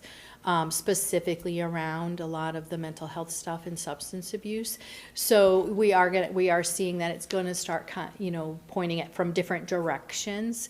But their standards, it's increased significantly in, you know, the expectations of what's being delivered to the students. So, and they've done a lot of work, a lot of hard work over the past year and a half, you know, aligning those standards and the resources that they're using for it. So, So yes, we have seen an increase, and yes, we are aware. And yes, we are collaborating and working together to try to find solutions and, you know, align our messaging with what we think, you know, is healthy and in the best interest of our kids. And I think, before I turn it over to you, the other thing that I wanted to mention, you know, we do have oversight over policy, right? So if there's anything, you know, we do have our homework policy, we have some other things that are relevant to this. So if there's anything that you guys are seeing that you think needs to be revised or taken a closer look at in terms of policy, that's something that we could, as a school committee, can help with that. I would just mention, and I'll stop here on this, I'll speak to it briefly in my principal's report, our graduation requirements shift that you might recall we made a few months ago. One of the goals of that was that students would have a little bit more choice, and with those choices, take on electives that are really engaging for them, that maybe are engaging in ways that they might be taking an art class, making art, creating sculpture, or doing something really creative.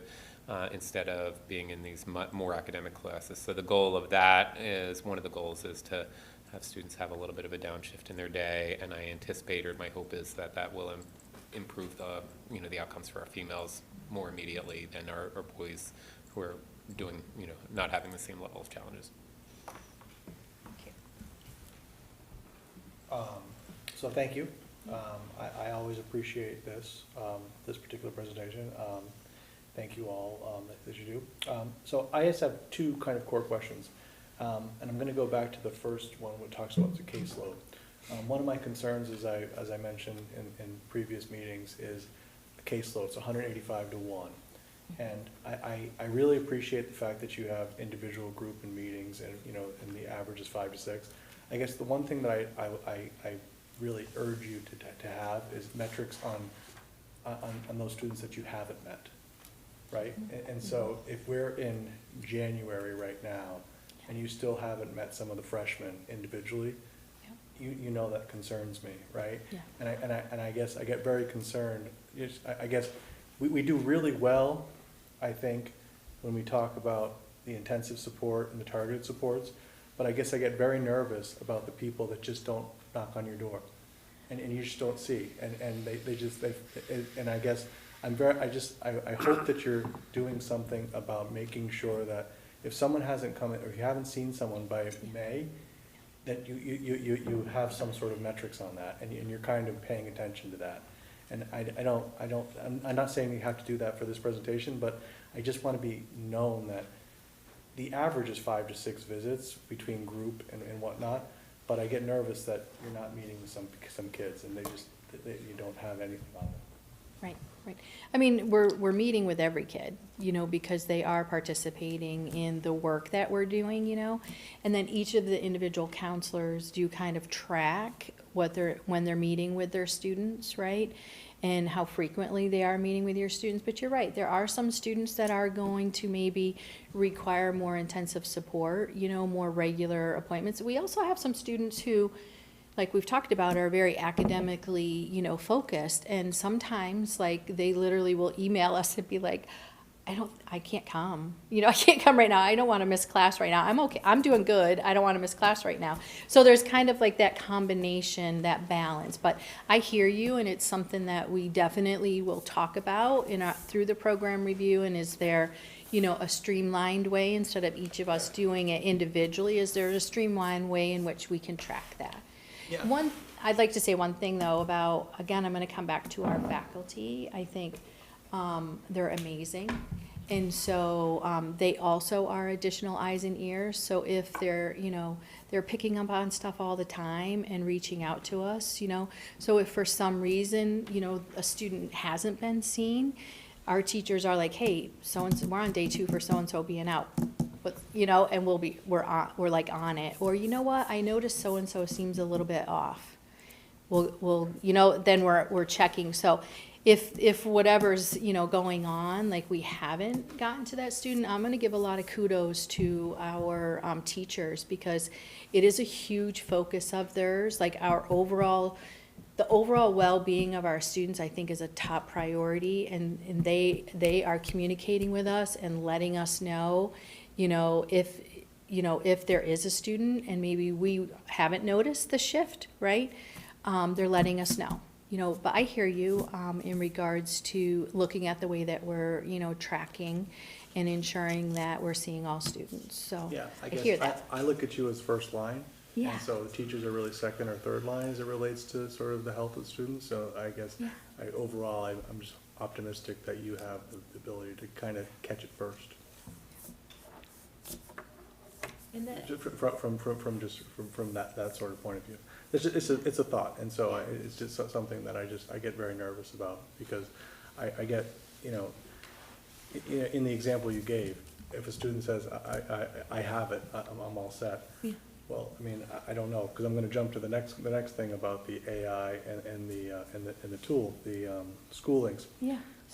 The question that I have on that is, it's a new program. Yeah. Do you have metrics on sort of what the uses are and sort of who's responding to it? And like, because you're gonna have to build data off of it, because we're talking about all the cool functions and features of it, but we need to make sure too that that the kids are actually taking something out of it. I know there's it sounds like they're in groups, but we wanna make sure that the data's sort of supporting it, that, that everyone's kind of coming out with something. Right, and so there is a lot of data analysis through the program itself, right? Around usage, around outcomes for students. There's even gonna, there'll even be usage for like guardians and parents as we onboard guardian and parents. So there is a lot of data in there for us to look at and to assess, in regards to student outcomes. So the program itself will help us with that. And so I'm anxious to hear what sort of your analysis is, so maybe you could come back and say, this is how it did after year 1, and this is the percentage of effectiveness, something like that. I mean, because I guess I'd appreciate to sort of hear how good the tool was, or not.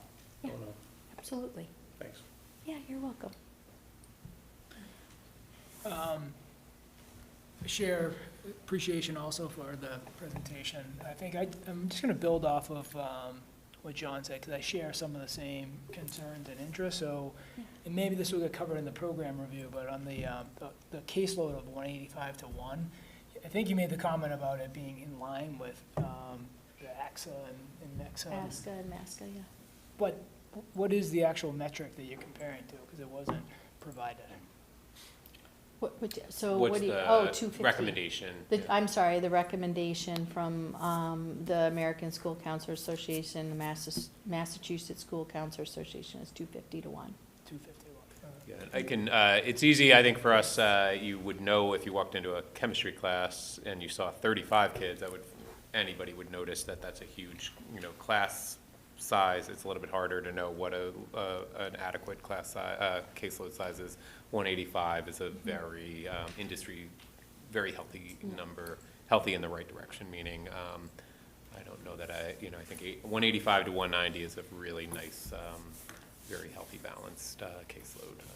It's probably the equivalent of like a class size of 18 or 16 kids in a classroom, I would say. Like, it's hard to make that comparison. So I'd like it to be like that. I mean, yes. because like the way we focus on it at the committee, we want good class sizes. I think we want the right amount of caseloads, because I agree. I think the counseling that we can provide can be a differentiating factor for the quality of the school. I think it all comes together.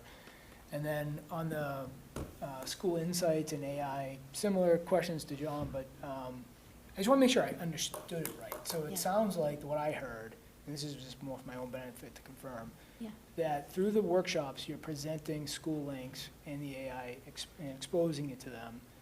And then separate from that, it is available to the students as access to use as they want. Yes. And so I do think getting some appreciation of how students are consuming it after the fact Yeah. probably would be helpful for you guys. I think is school AI available to them outside of school? So it's school links. That's what I- School links that's that's what I wanted to available to clarify. them Yeah, so to outside. just put a fine we do point the on it. career assessments and stuff. Yeah, if you're familiar with Naviance, the kind of the backbone of how students like monitor their progress toward their post-secondary plans, this School Links we explored as a superior platform to Naviance. And students are populating it with their interests and their resumes so that by the time they get to the end of their high school career, they're applying to college, it's all there, their letters of recommendation pour through there. School AI, as I understand it, is a tool that Supplement. students use in workshops to refine their, let's say, interview skills. But they are quite fundamentally different, and School Links is really, it's a product we pay for. All of our children will use it for years and years, just in the same way that they did Naviance, but Naviance, the features of Naviance started to slip over time, and a lot of schools started to go away from it. So forgive me, is school AI publicly available, or is it? No, school AI it's an in-school, with a back end for teachers or counselors to like create a roster and then push out assignments. Yeah, we use it as a supplement to the career exploration. It's not a go home and chat, you know, it's locked, it's like a safe play area for within a school setting. Only in the building, or like, or they have That's what I was access to asking, it I don't think via they can go their- home and use it. So we don't give our students accounts when we're working with them. We give them what they call, we give them like join codes, and so then they join our classroom. So we use School AI as a supplement to School Links. Our main work that we do is gonna be in School Links, and we just use it as a supplement. So we have an entire like presentation that we do all about resumes, all about interviews, right? And then we use School AI just as a supplement with prompts to practice what we've kind of done and gone over in workshops, if that makes sense. So we use that as a supplement to School Links, but every student can access School Links either in school or out of school. So it is a web-based program that they have access to. They can go back, they can look at. And so when we do the workshops, we actually introduce them to all of the different information, how to access it all, how to find it. And again, we give them guides that actually they have to kind of complete based on their career search, right? So what it does is it shows them where the different pieces of information is, so that when they want to go back and look at something different on their own, we have them do 2 to 3 careers, and they research them. So then if they want to go back and look at something on their own, they actually understand the program, the information that is available to them, and how to go about doing that with, say, an additional career that they didn't identify in our workshop. Does that Yeah, make yeah. sense? So And I they guess could if do that at They home. take the time and effort to explore on their own. Right. As a guidance team, do you get access to where it took them? Yes. Yes, yes. What That do is you do- contained what within do you do School with that Links. information? I'm sorry, what's that? What do you do with that information? Well, it's all contained within School Links, so the information that they're accessing is within School Links, right? And so it stays within their account, right? And we can see usage out of school, in school, like in the workshops, out of school, when students are accessing it. But if they come up with 3 careers, what do you as the guidance counselors do with it? Do you review it, or is it just theirs? Yes, no, we review the work that they're doing. In our workshops, is that what you're asking? Yes, we are reviewing what they're doing, and everything is housed in School Links. So like if we go in there and we pull up one of our students, right? We can see everything that they're doing in regards to like their college search and programs that they're interested in, all their career results. And then what we do is we kind of, like we're just learning how to do it, but we create all of these like documents and forms and things like that within the system, and that tracks all of that for us. So like, for example, we're going in to introduce School Links to our juniors next week, and we're gonna start working with them on that. We have an entire form that kind of outlines everything that they're looking for, right? And so if I go in and I pull up one of my students, I can see everything, right? That they're interested in, majors they're interested in, schools they're interested in, where they're interested in going to school, what they're interested in pursuing. So it's all kind of housed in there, and then we pull it up and we can access it all. Did I answer the? Yeah, well, Like for the me, that's question? close to what I was hoping to get to. Okay. Somewhere it's, as they explore it, you have that information, you're using it to engage with the students.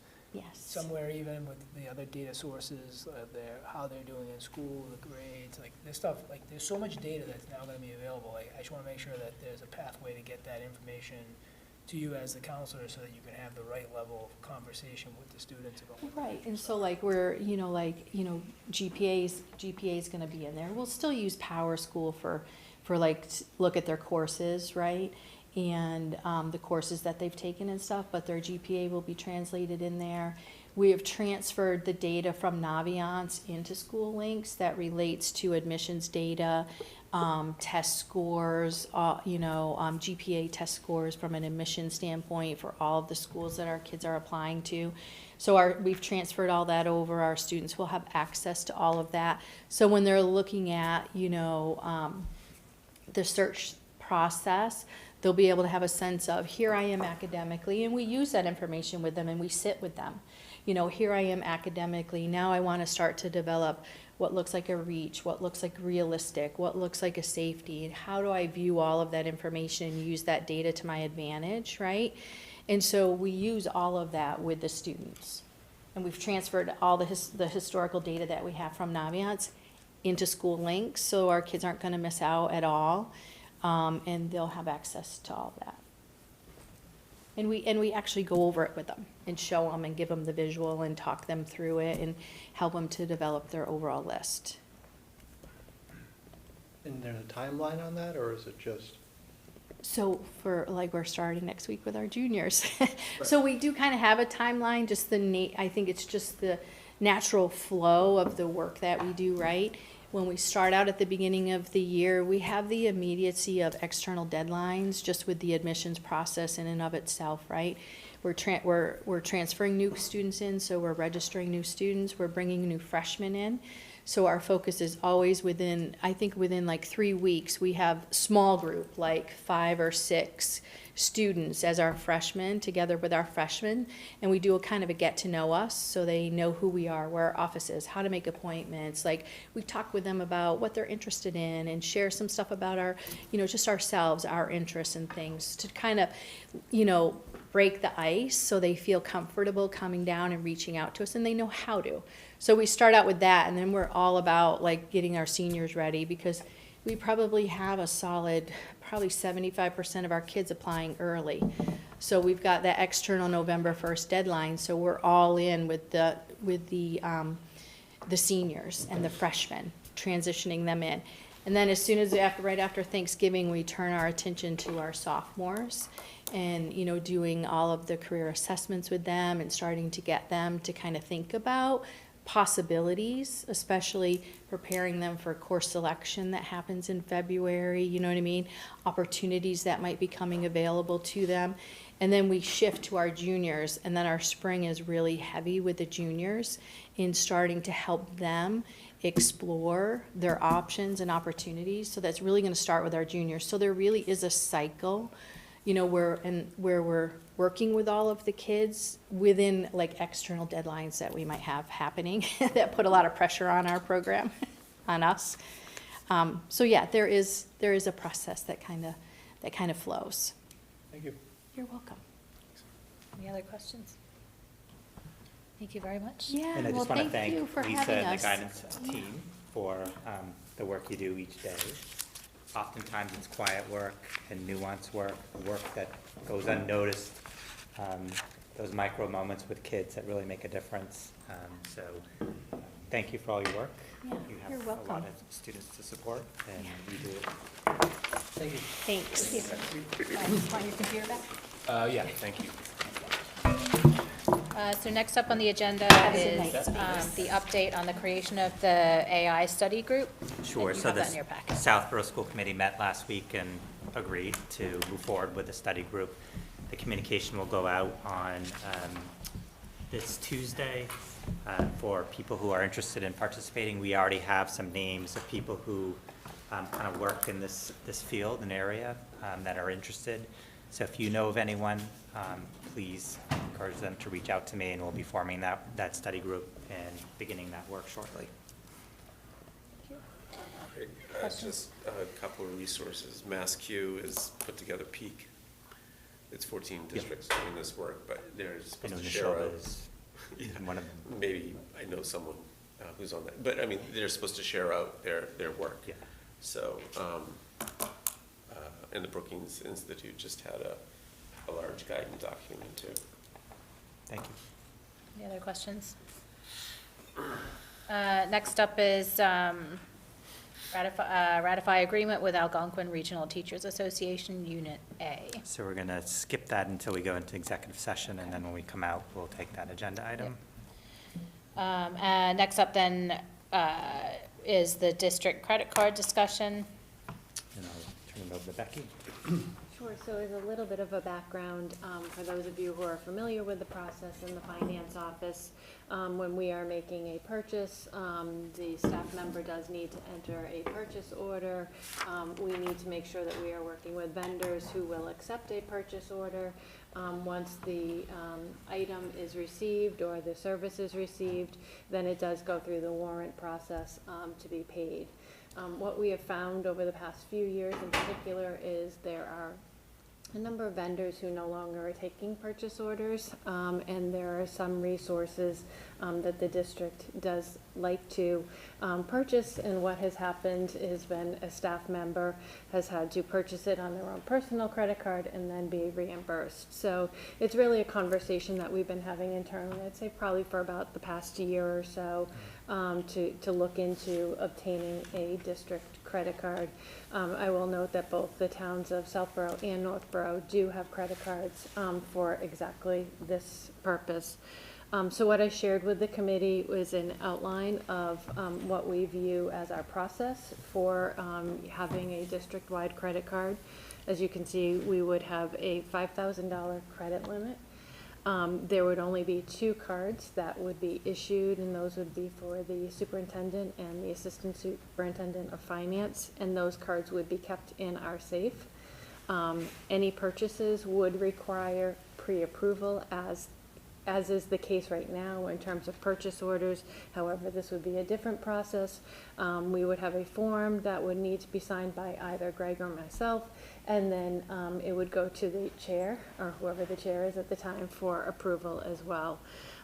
The payment process would follow the same process, where it would go through a warrant to pay that credit card, and we would require itemized documentation to support that purchase as part of the warrant process. And it could not just be a credit card slip, it would have to be a full listing of what was purchased. We have worked with Unibank. They are our current bank that we have a partnership with, and so they have, TCM Bank is who they have recommended for the district to utilize for a credit card. They do deal with municipal credit cards. And so at this point, the treasurer has asked that we do present this to the school committee for your review and for your approval. Any other questions? Why can't you just have a debit card?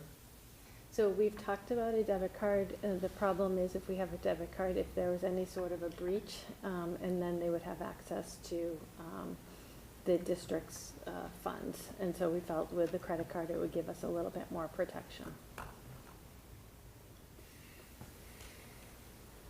Any other questions? One, just for like online subscriptions, if that's a use and you have to get pre-approval, like just, how are you gonna deal So, with? for example, like SurveyMonkey Mm-hmm. is a survey tool that we use. They don't accept purchase orders. Someone has to put it on their credit card and get reimbursed. So that's an example of a subscription yeah. that we would use a credit card. We put it on the credit card, go through the process, and then pay the credit card, and it will go through the warrant. But there's very few examples where we need to use a credit card, but for a staff member to put it on their own personal credit card is asking a lot of a staff member. Don't lose points. I suppose I was thinking about like the practical, where you have automatic renewals. Like, are you really gonna be able to get pre-approval if something's already signed up as automatic renewal? We try not, actually, we do have subscriptions right now, and we try not to set it up with an automatic renewal because we want that ability to be able to go in and physically enter. Yes. Nuanced. Yeah.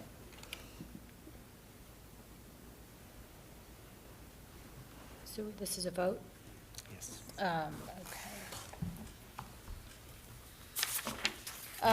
Okay, so I will accept a motion to approve the district credit card proposal as presented in your packet. So moved. Second. Okay, moved by Paul, seconded by Sean.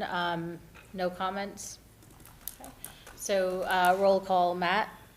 Yes. Kathleen? Yes. Chris? Yes. Chris? Yes. Paul? Yes. John? Yes. Sean? Yes. Myself is a yes. Joan?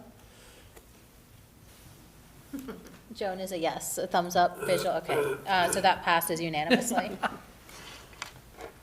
Next up is a proposal to establish a special education stabilization fund. Sure, so as we talk about the FY '27 budget, one aspect of the budget we'd like the school committee to consider is creating a special education stabilization fund. As we look at our special education out of district, special education transportation and collaboratives, we see peaks and valleys.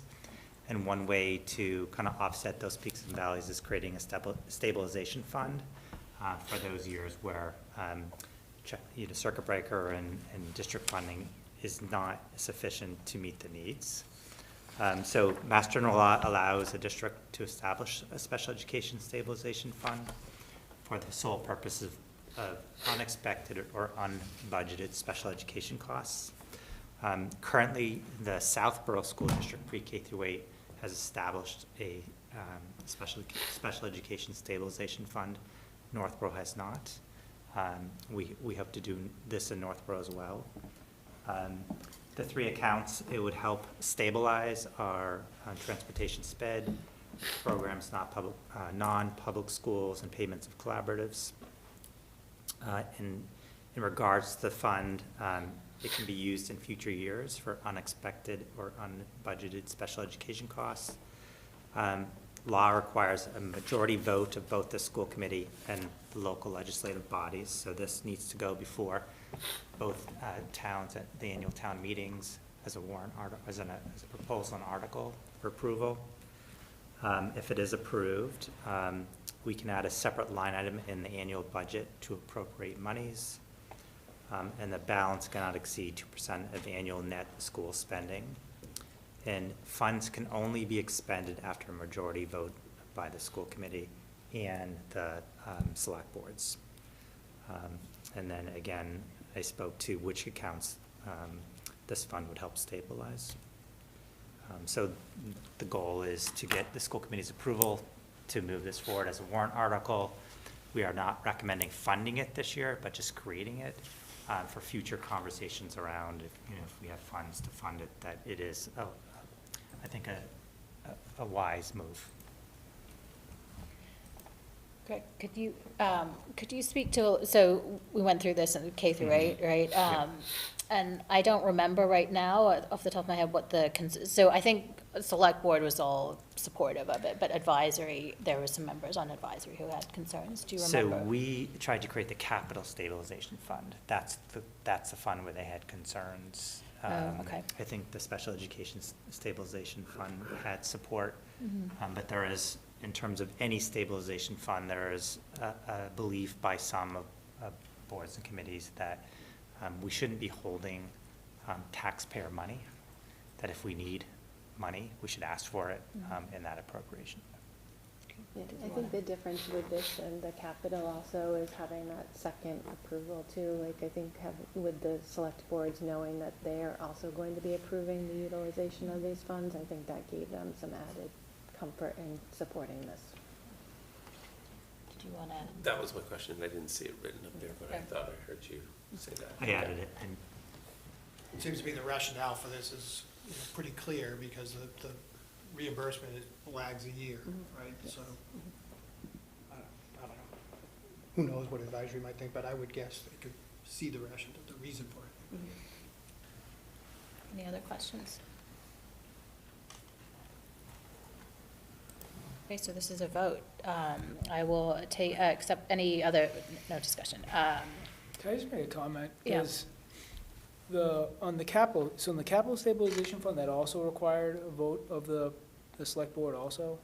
yes. If we got, it obviously wasn't approved, but. So it required the approval at town meeting to establish it, but it didn't require their approval to expend from it. So is this a requirement by law that we're gonna involve the Yes, select board? yeah. But there's only really three lines that it can help stabilize. Yeah.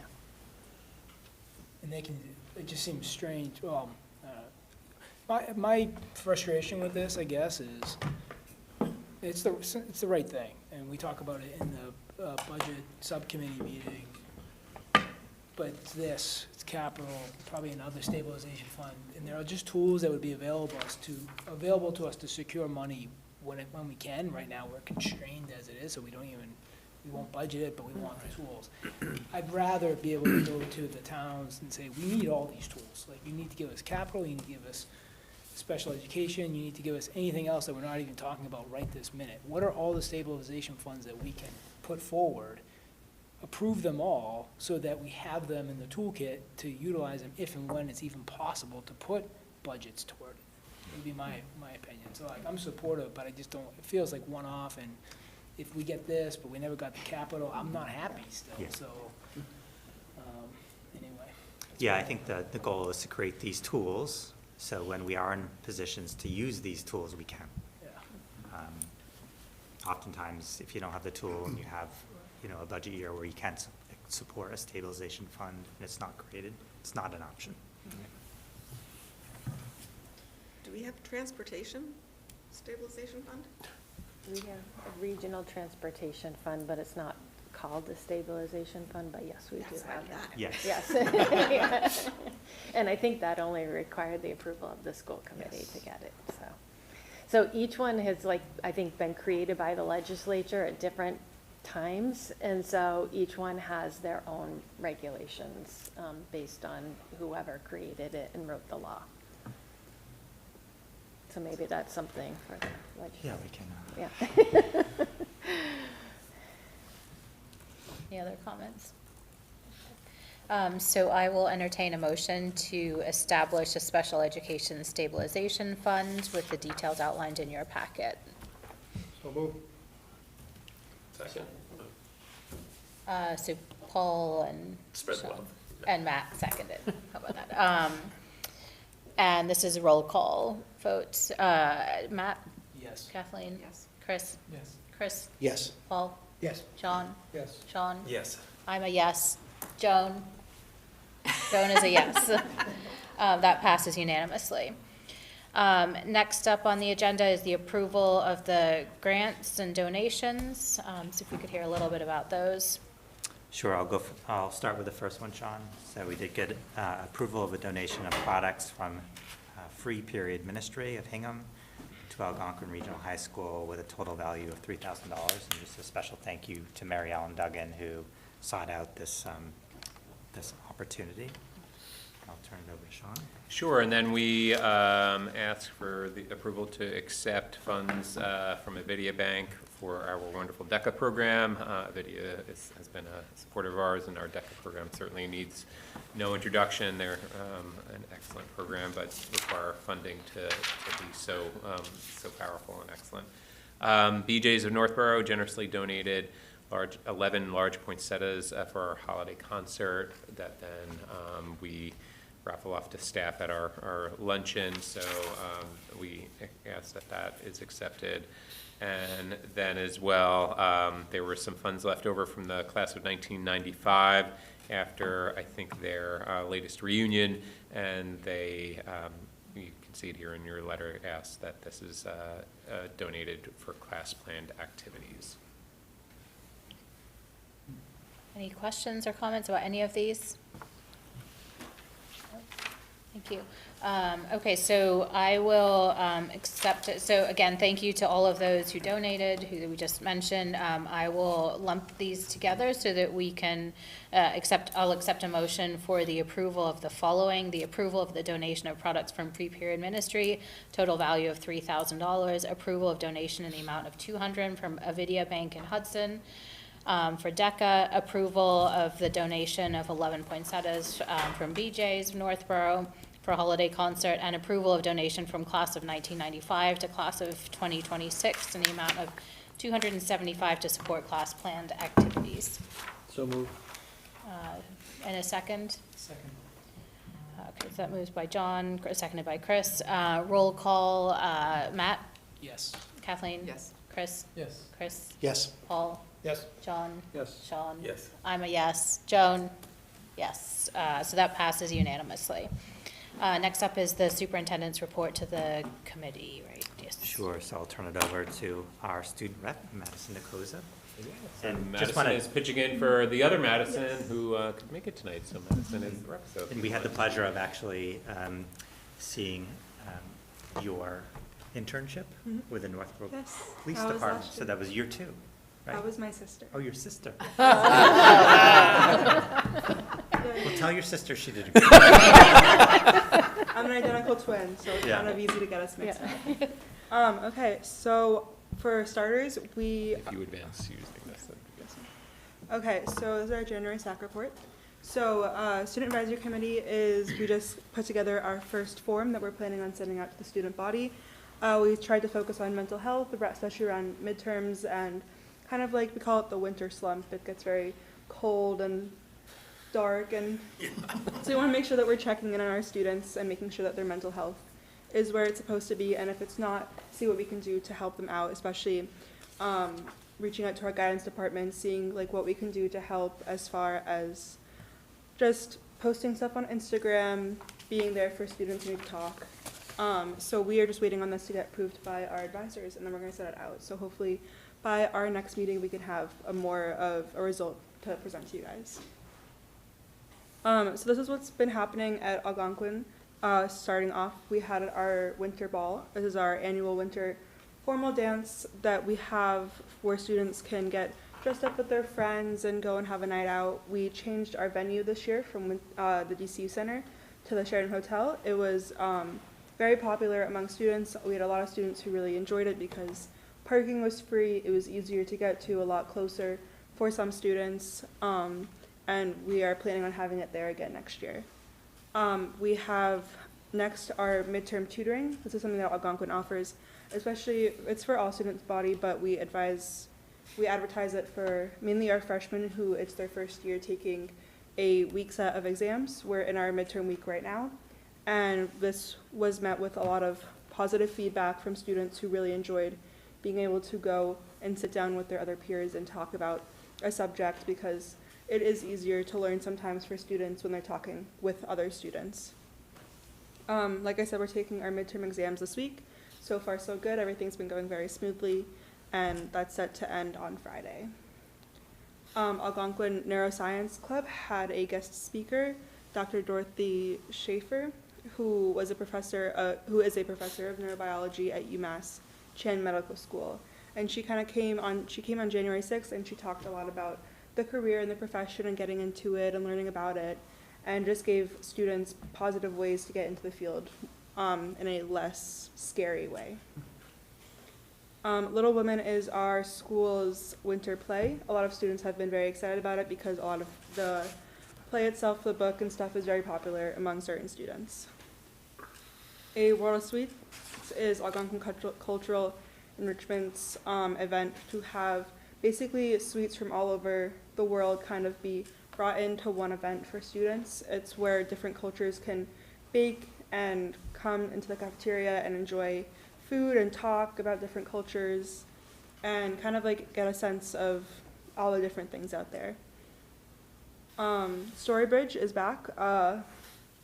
Applications were this January. They have closed, and what Storybridge is an Algonquin event for students to talk in front of an audience about their culture, about their life, anything that kind of interests them, where they can tell a story with an audience and kind of be heard and get feedback and just experience that. And then, like Mr. Bevan was talking about, DECA had their districts, and a lot of Algonquin students did very well this year. A lot came back with their awards, and they're going to be moving on in DECA, which is really great to hear.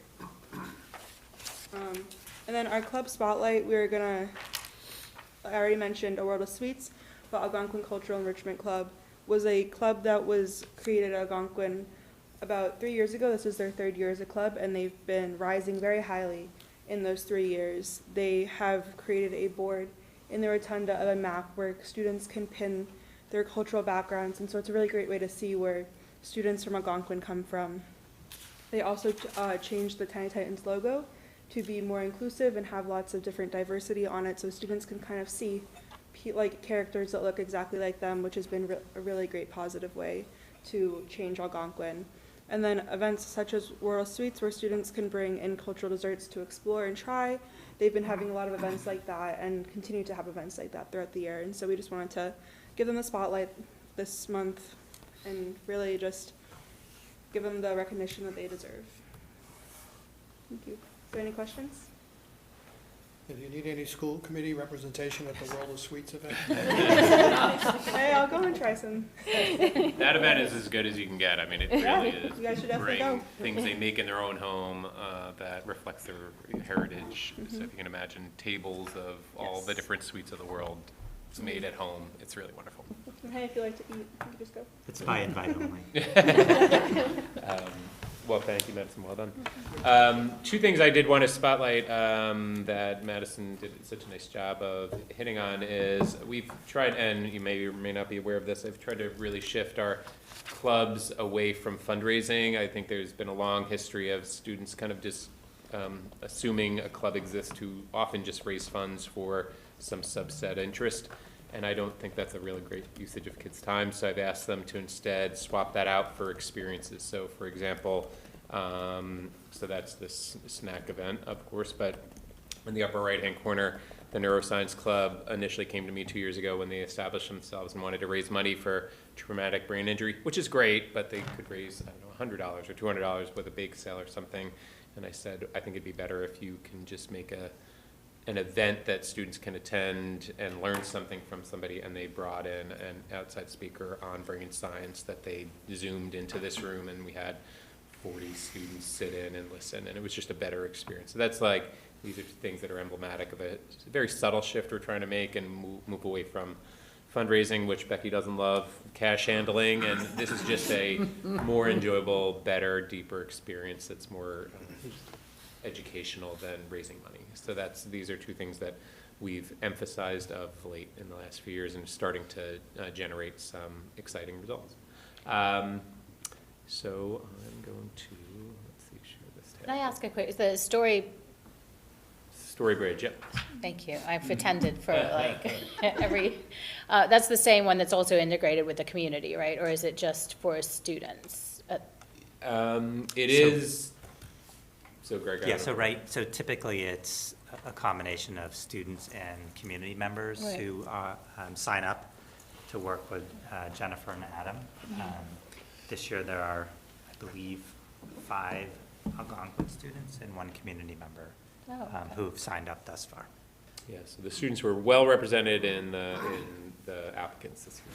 And so I would just like to say, like, for any of my fellow committee members, please attend, because it's like a fantastic, it's probably one of my favorite events that I've attended. You really, I mean, the student stories have been really, really impressive, and it just gives you a chance to know the kind of diversity of our students. So it's really a wonderful event. So, thank you.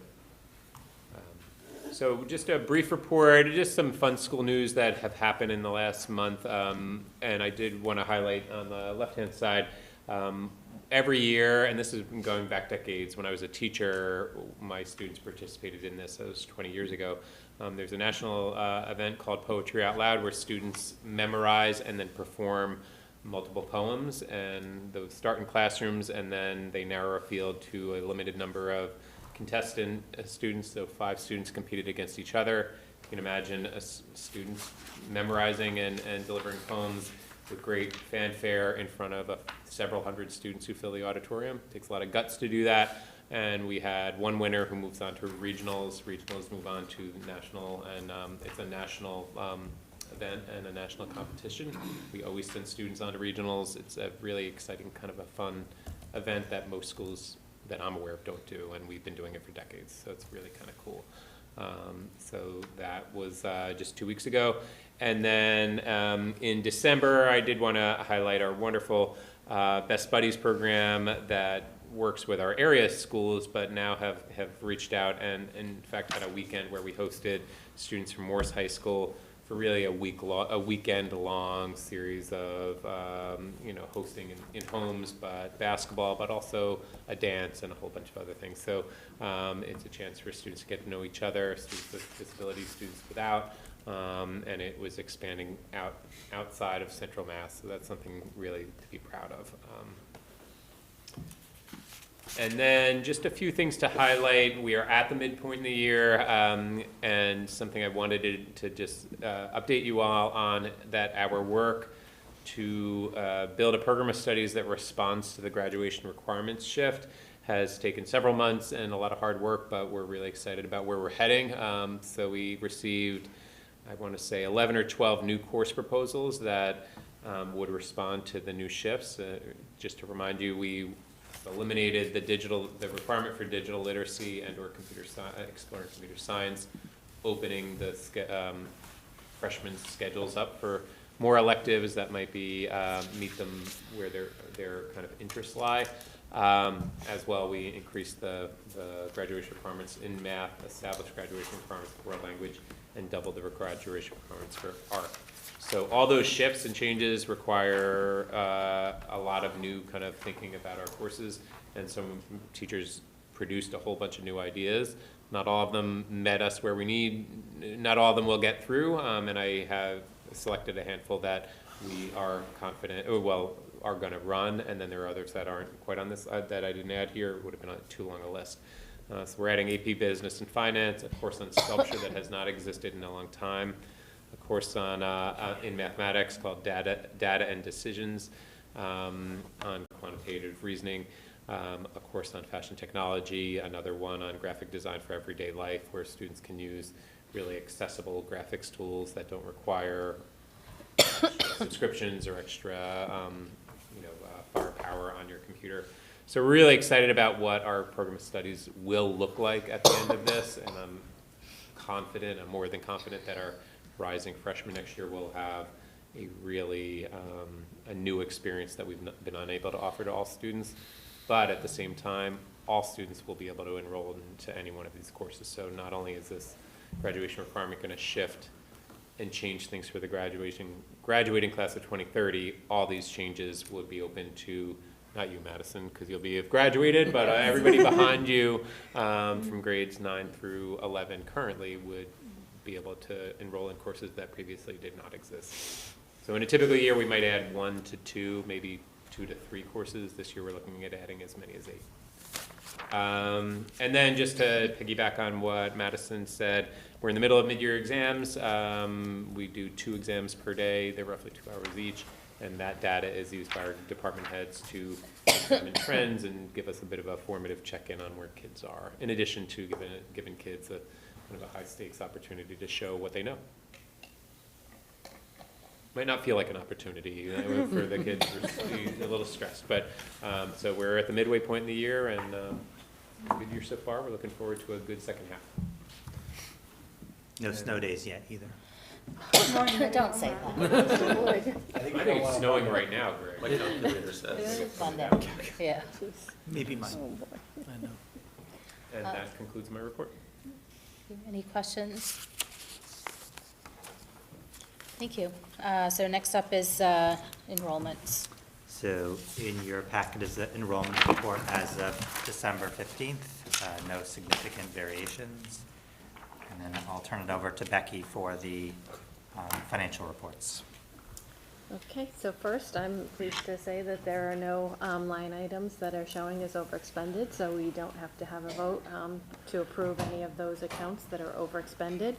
I will say that with the fiscal year 2026 budget, it's hard to believe, but we're already halfway through FY '26. So the report that is in your packet dated December 31st is representative of all of our expenditures for the first half of the year. The budget balance at this point in time is $737,000, which is 2.48% of the total operational budget. And so that number has gone down by about $50,000, not $150, since last month's meeting. So at this point, I would request that the school committee vote to approve the FY '26 monthly general fund report as of December 31st until audited. So moved. Seconded. Moved by John, seconded by Matt. Roll call vote. Matt? Yes. Kathleen? Yes. Chris? Yes. Chris? Yes. I'm a yes. Yes. John? Yes. Sean? And Joan? Joan is a yes. You have the sign. Passes unanimous. Okay, so, and I will move on to the statement of revenue. So again, this is for the first half of FY '26. As you can see, we did receive the town of Northborough's assessment during the month of December, at the beginning of the month. We have continued to receive our monthly state revenues. I will also note that we have received the athletic receipts for our winter sports. And we also received our circuit breaker, both for tuition as well as for transportation, and those are the quarterly amounts that we are expecting for FY '26. So we are we're halfway through the year, and you can see that so far we have collected about 49% of our anticipated revenues for the year. So we are right on track and where we expect to be. We need to vote this, right? Yes. I'll accept the motion to approve the regional school district statement of revenue as of December 31st, 2025 until audited. So moved. Second. Moved by Chris, seconded by John. Chris Covino, seconded by John. Roll call vote. Matt? Yes. Kathleen? Yes. Chris? Yes. Chris? Yes. I'm a yes. John? Yes. Sean? Yes. Joan? And Jen? Statement of revenue. Yes. It's unanimous. All right, also in your packet is the approved capital plan. Later on the agenda, we'll talk about the warrant articles to support the capital items that we're moving forward. Also, you have the approved budget priorities and also the FY '27 budget calendar. Cheryl has updated the budget calendar with key dates. There is a meeting with the boards and committees in Southborough this Saturday morning at 9 o'clock in the Public Safety Building. And Becky and I will be presenting the regional budget as it stands to those boards and committees. I know a few of you are planning on attending, so we have posted, so if there is a quorum, we will call the meeting into order, but if not, we won't. And then next is the revised preliminary budget presentation. So the Operational Budget Subcommittee met on January 6th to talk about the preliminary budget that was presented. Becky and the leadership team at the high school did additional work from the preliminary budget to reduce, I believe it was 10.25%, down to a lower number, which is good. I will share that we still are waiting for the governor's numbers, the governor's budget, so those are published next week. So once we have that data next week, we'll work with Sean and the leadership team to continue to fine tune the budget. So what you'll see this evening is not where we believe the budget will end. But at this point in time, it's our best projection based on the information that we have. So I'll turn it over to Becky for the presentation. Okay, So yes, as Greg just mentioned, we are presenting the revised preliminary budget tonight, and right now it does stand at an 8.98% increase, and that really is a level services budget. It is a $2.6 million increase over FY26. In keeping with what we've been talking about over the past few months, the key budget drivers for this budget are special education transportation, the out-of-district tuitions, as well as collaborative tuitions, health insurance, and then our salaries. And as a reminder to the committee, a 1% increase is just under $300,000. It is $296,902. So yes, we did, at last month's meeting, we did present a 10.35, you were very close, percent budget for our preliminary budget number. Since that time, we have worked as a leadership team. We have found an additional $406,000 in reductions. So the budget tonight is an 8.98% increase over FY26. The four lines that I do want to highlight are special education out of district, health insurance, and then transportation and the collaborative tuitions. Those four lines represent $1,465,000 of the increase, which is 47.69% of the overall increase for the FY27 budget. So those are some that we, those are things that we are obligated to provide, and as you can see, we are working on those numbers, and we are working with our health insurance consultant as well to try to mitigate some of these increases. If we were to present a 5.75% increase compared to the 8.98% that we have tonight, we would be looking at additional reductions of just under $1 million. It would be $959,538. And if we were to present a 3% increase, we would have to find a total of $1.7 million in reductions off of what we're presenting tonight. In terms of the capital assessment, so this is the projects that we have put forward on the capital plan. You can see that Northborough's portion of that is 61.26%, and Southborough's is 38.74%. So of the $477,000, Northborough would be responsible for $292,210, and Southborough would be responsible for $184,000. And those projects are the sidewalk curb repairing, the ADA chairlift, technology infrastructure that's continuing the work that we did last summer, a dust collector in the wood shop, weatherproofing, and then a ground maintenance tractor replacement. And then lastly, just to share with the committee, the debt assessment. So these are our projections based on where we think we will be. We will be going out for our permanent financing this summer, and these numbers have been provided to both communities so that they are aware.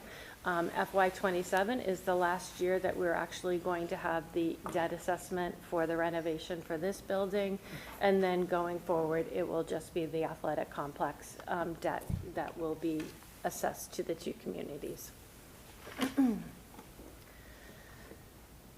So in summary, tonight's revised preliminary budget is a $32,356,918 budget.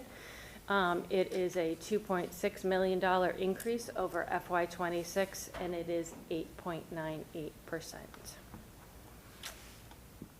Our next steps, as Greg mentioned, on Saturday we will be meeting with the Southborough, the advisory, the select board, and capital improvement and planning. In next month's meeting, we will be presenting the recommended budget, and with a hope to have a vote on that budget in preparation for the upcoming town meetings in April. So are there any questions on the FY27 budget or comments?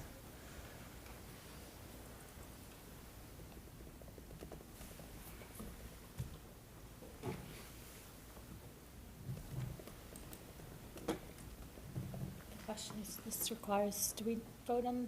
No. Okay, thank you.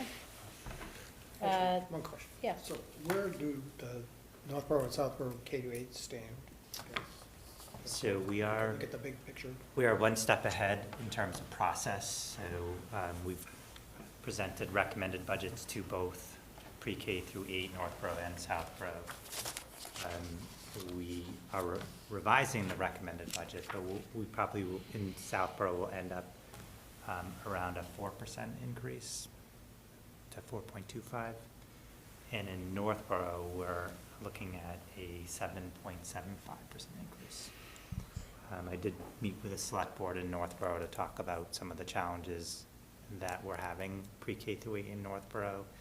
And they did express an interest in using some of the town stabilization funds to offset some of those increases, which was good news. But overall, if you look at where K through 12, dollars are for each of the communities, it's more than what the towns have kind of budgeted for.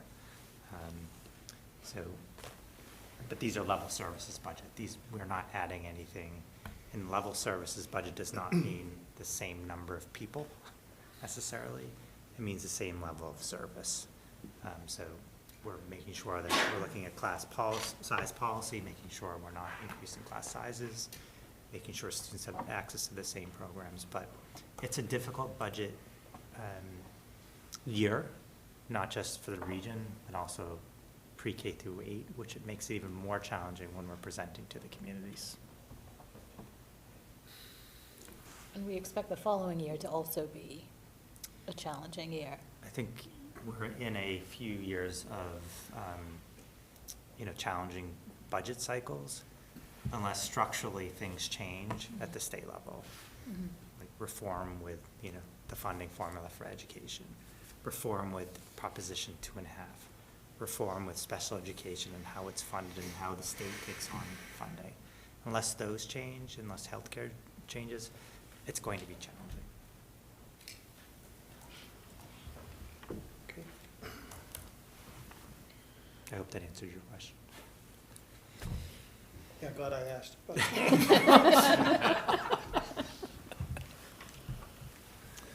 So next, The last one in your packet are the warrant articles that we would like your approval on, so we can get those to the town to include in their publications. Any comments? Forget this process with the blanks. Well, we will fill in the numbers once, at least we have a placeholder, and we'll fill in the numbers once we have our final budget that's been prepared. The difference here too is we have Northborough's as a separate article because that's how their town meeting operates, whereas Southborough has the consent agenda, so we don't need to submit a warrant article for our operating budget for that reason. But we would require the special education stabilization fund to be on both meetings separately. yes. No. Oh, no. So I move to accept the article as written here, or both articles. Okay. Any questions or comments? We are voting on both of these, correct? Correct. Even the Southborough folks are voting on the North Town. Yes, okay. This is a roll call vote. So Matt? Yes. Kathleen? Yes. Chris? Yes. Chris? Yes. Paul? Yes. John? Yes. Sean? Yes. I'm a yes. Joan? Thumbs up from Joan, so that passes unanimously. So at this point, I think it's executive session, so move that we go adjourn, how is this? We're going to reconvene in open session, so do we have to make a motion? I move to go into executive session with intent to reconvene. Executive session with the purpose to just discuss strategy with respect to collective bargaining with Algonquin Regional Teachers Association, Unit A. As an open meeting may have a detrimental effect on the bargaining position of the public body, and the chair so declares, and to reconvene in open session where we will vote to ratify the agreement.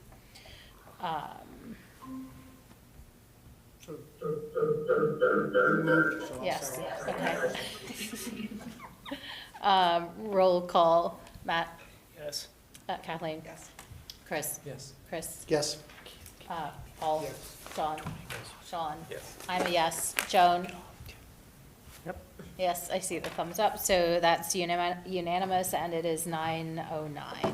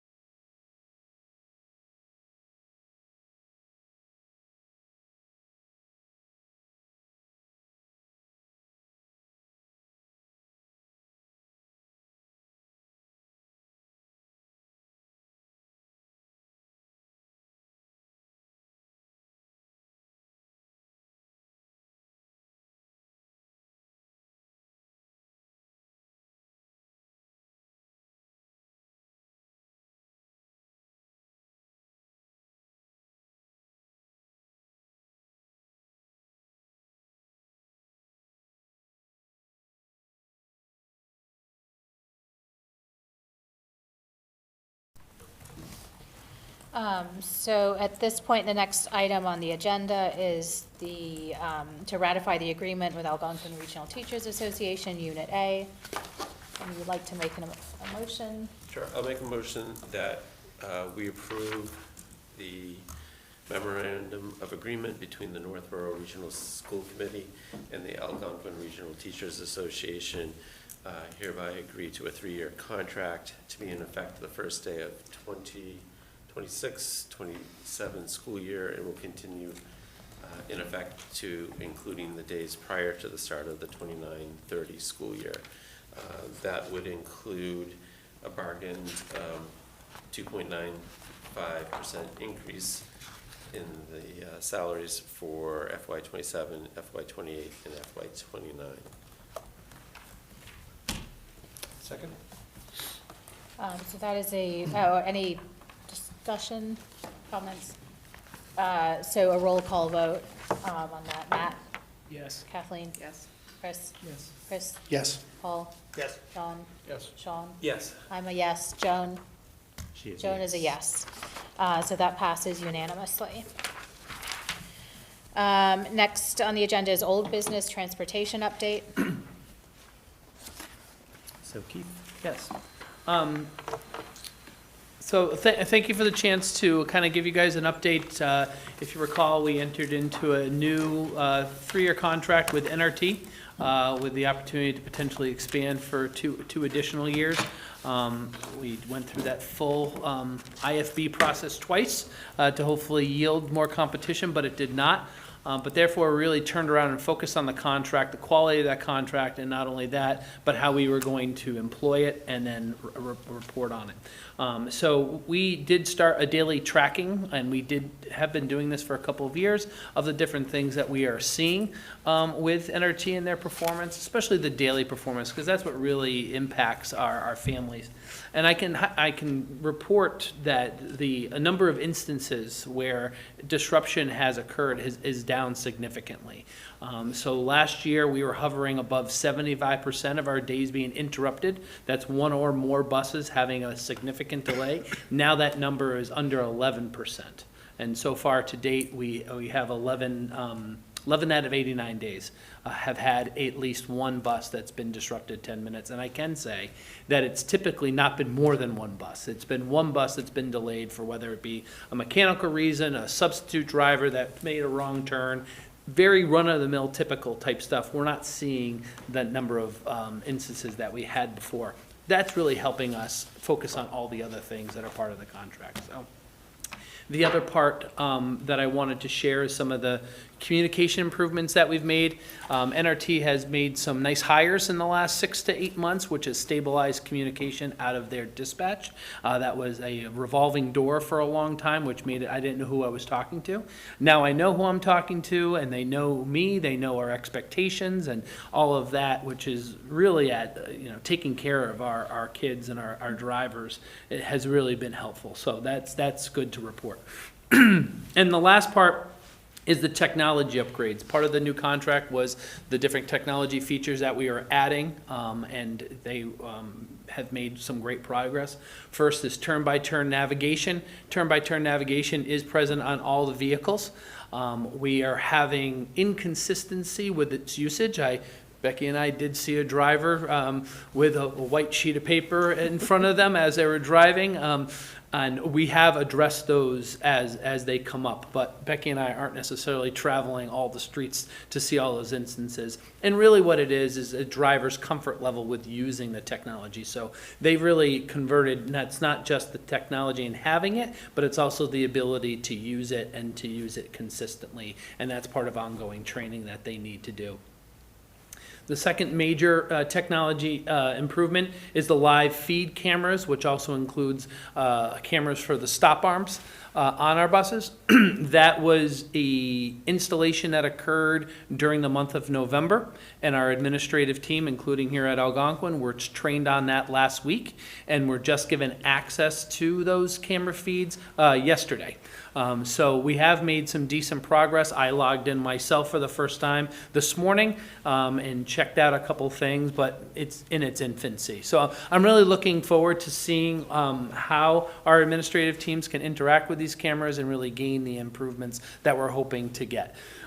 The prior system of our cameras, sometimes there would be a delay upwards of 2, 3, 4 days of getting footage for any type of infraction that we were looking into. Now we have live access. So the goal is that if Mr. McGowan gets a call that bus 15 is out of control and we have a couple kids in the back of the bus that are causing problems, he can make a phone call before that bus stop occurs, not having to wait 3, 4 days and the story changes 9 times.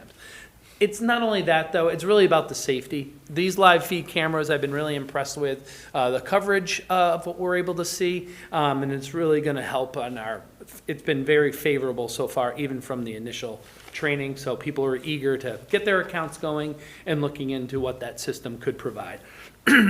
Likewise, the stop arm cameras is certainly something we've been focusing on. We have minimal infractions, but now when we do have an infraction, we'll have the ability to get footage very quickly to law enforcement for proper response. The other improvement that's been made this year is NRT converted to a new bus tracking app. This is a parent app for parents to see where the bus is and how it's moving. We had a touch of a rocky start with that transition. It got better pretty quick because their customer service was actually far better than it was before. So parents that wanted it were able to get the support they needed to get everything lined up and working appropriately with notifications. So for those that have engaged with it, not many here at the high school, it's more of an elementary school thing, have found success with that.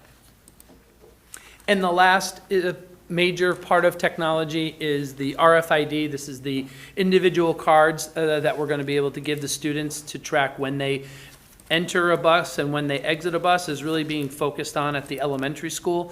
We're doing a pilot program down at the Finn School right now, and we're in the middle of that and evaluating its effectiveness.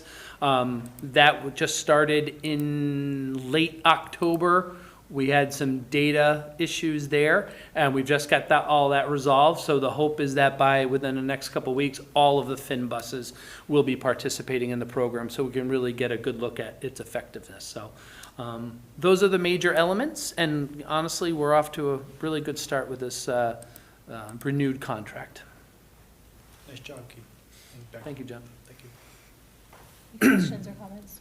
Thanks, I had asked for that on the agenda just because we put out so much money and there's so many issues. It's good to hear things are trending, as you say, in a better direction. Yeah, and I would say since Halloween of last year, the ability to stabilize, having enough drivers, quality substitute drivers, and really that daily experience has made all the difference in the world. I'm not waking up worried about how we're going to cover 4 buses every morning. That's a thing of the past. So I'm happy to report that I don't wake up as frequently as I used to. So just one comment. It's January 21st, and we're just launching the technology. So that's 6 months that we've not had the technology available. So although we're making progress, we're still not pleased. And there are still penalties. Right, I mean, Yeah. that was part of the contract, and I hope we're holding them to it, because I vaguely remember something about, like, for whatever reason, we didn't hold them accountable financially or in other ways in the last contract, and there's a lot of money going out the door, so. So Becky and Keith have been tracking. Yeah. Did we just not paying them for that? So we are tracking, and we will be sending them a letter with those assessments so that they would then reimburse us for what we have paid. Great. As opposed to us just withhold Well, they're that fine, percentage? they're fines. When we process, we like to process the invoices that are given, and then we would rather either have them issue a credit to us or to Okay. reimburse us for it. Great. How much are we getting back? We're still calculating. Yeah. They were still calculating. Daily tabulation. Any other questions or comments? Okay, thank you. Next up is, so policy development or distribution, there's none at this time. Public comment, I don't see anyone in the audience, but do any school committee members want to make any comment or statements?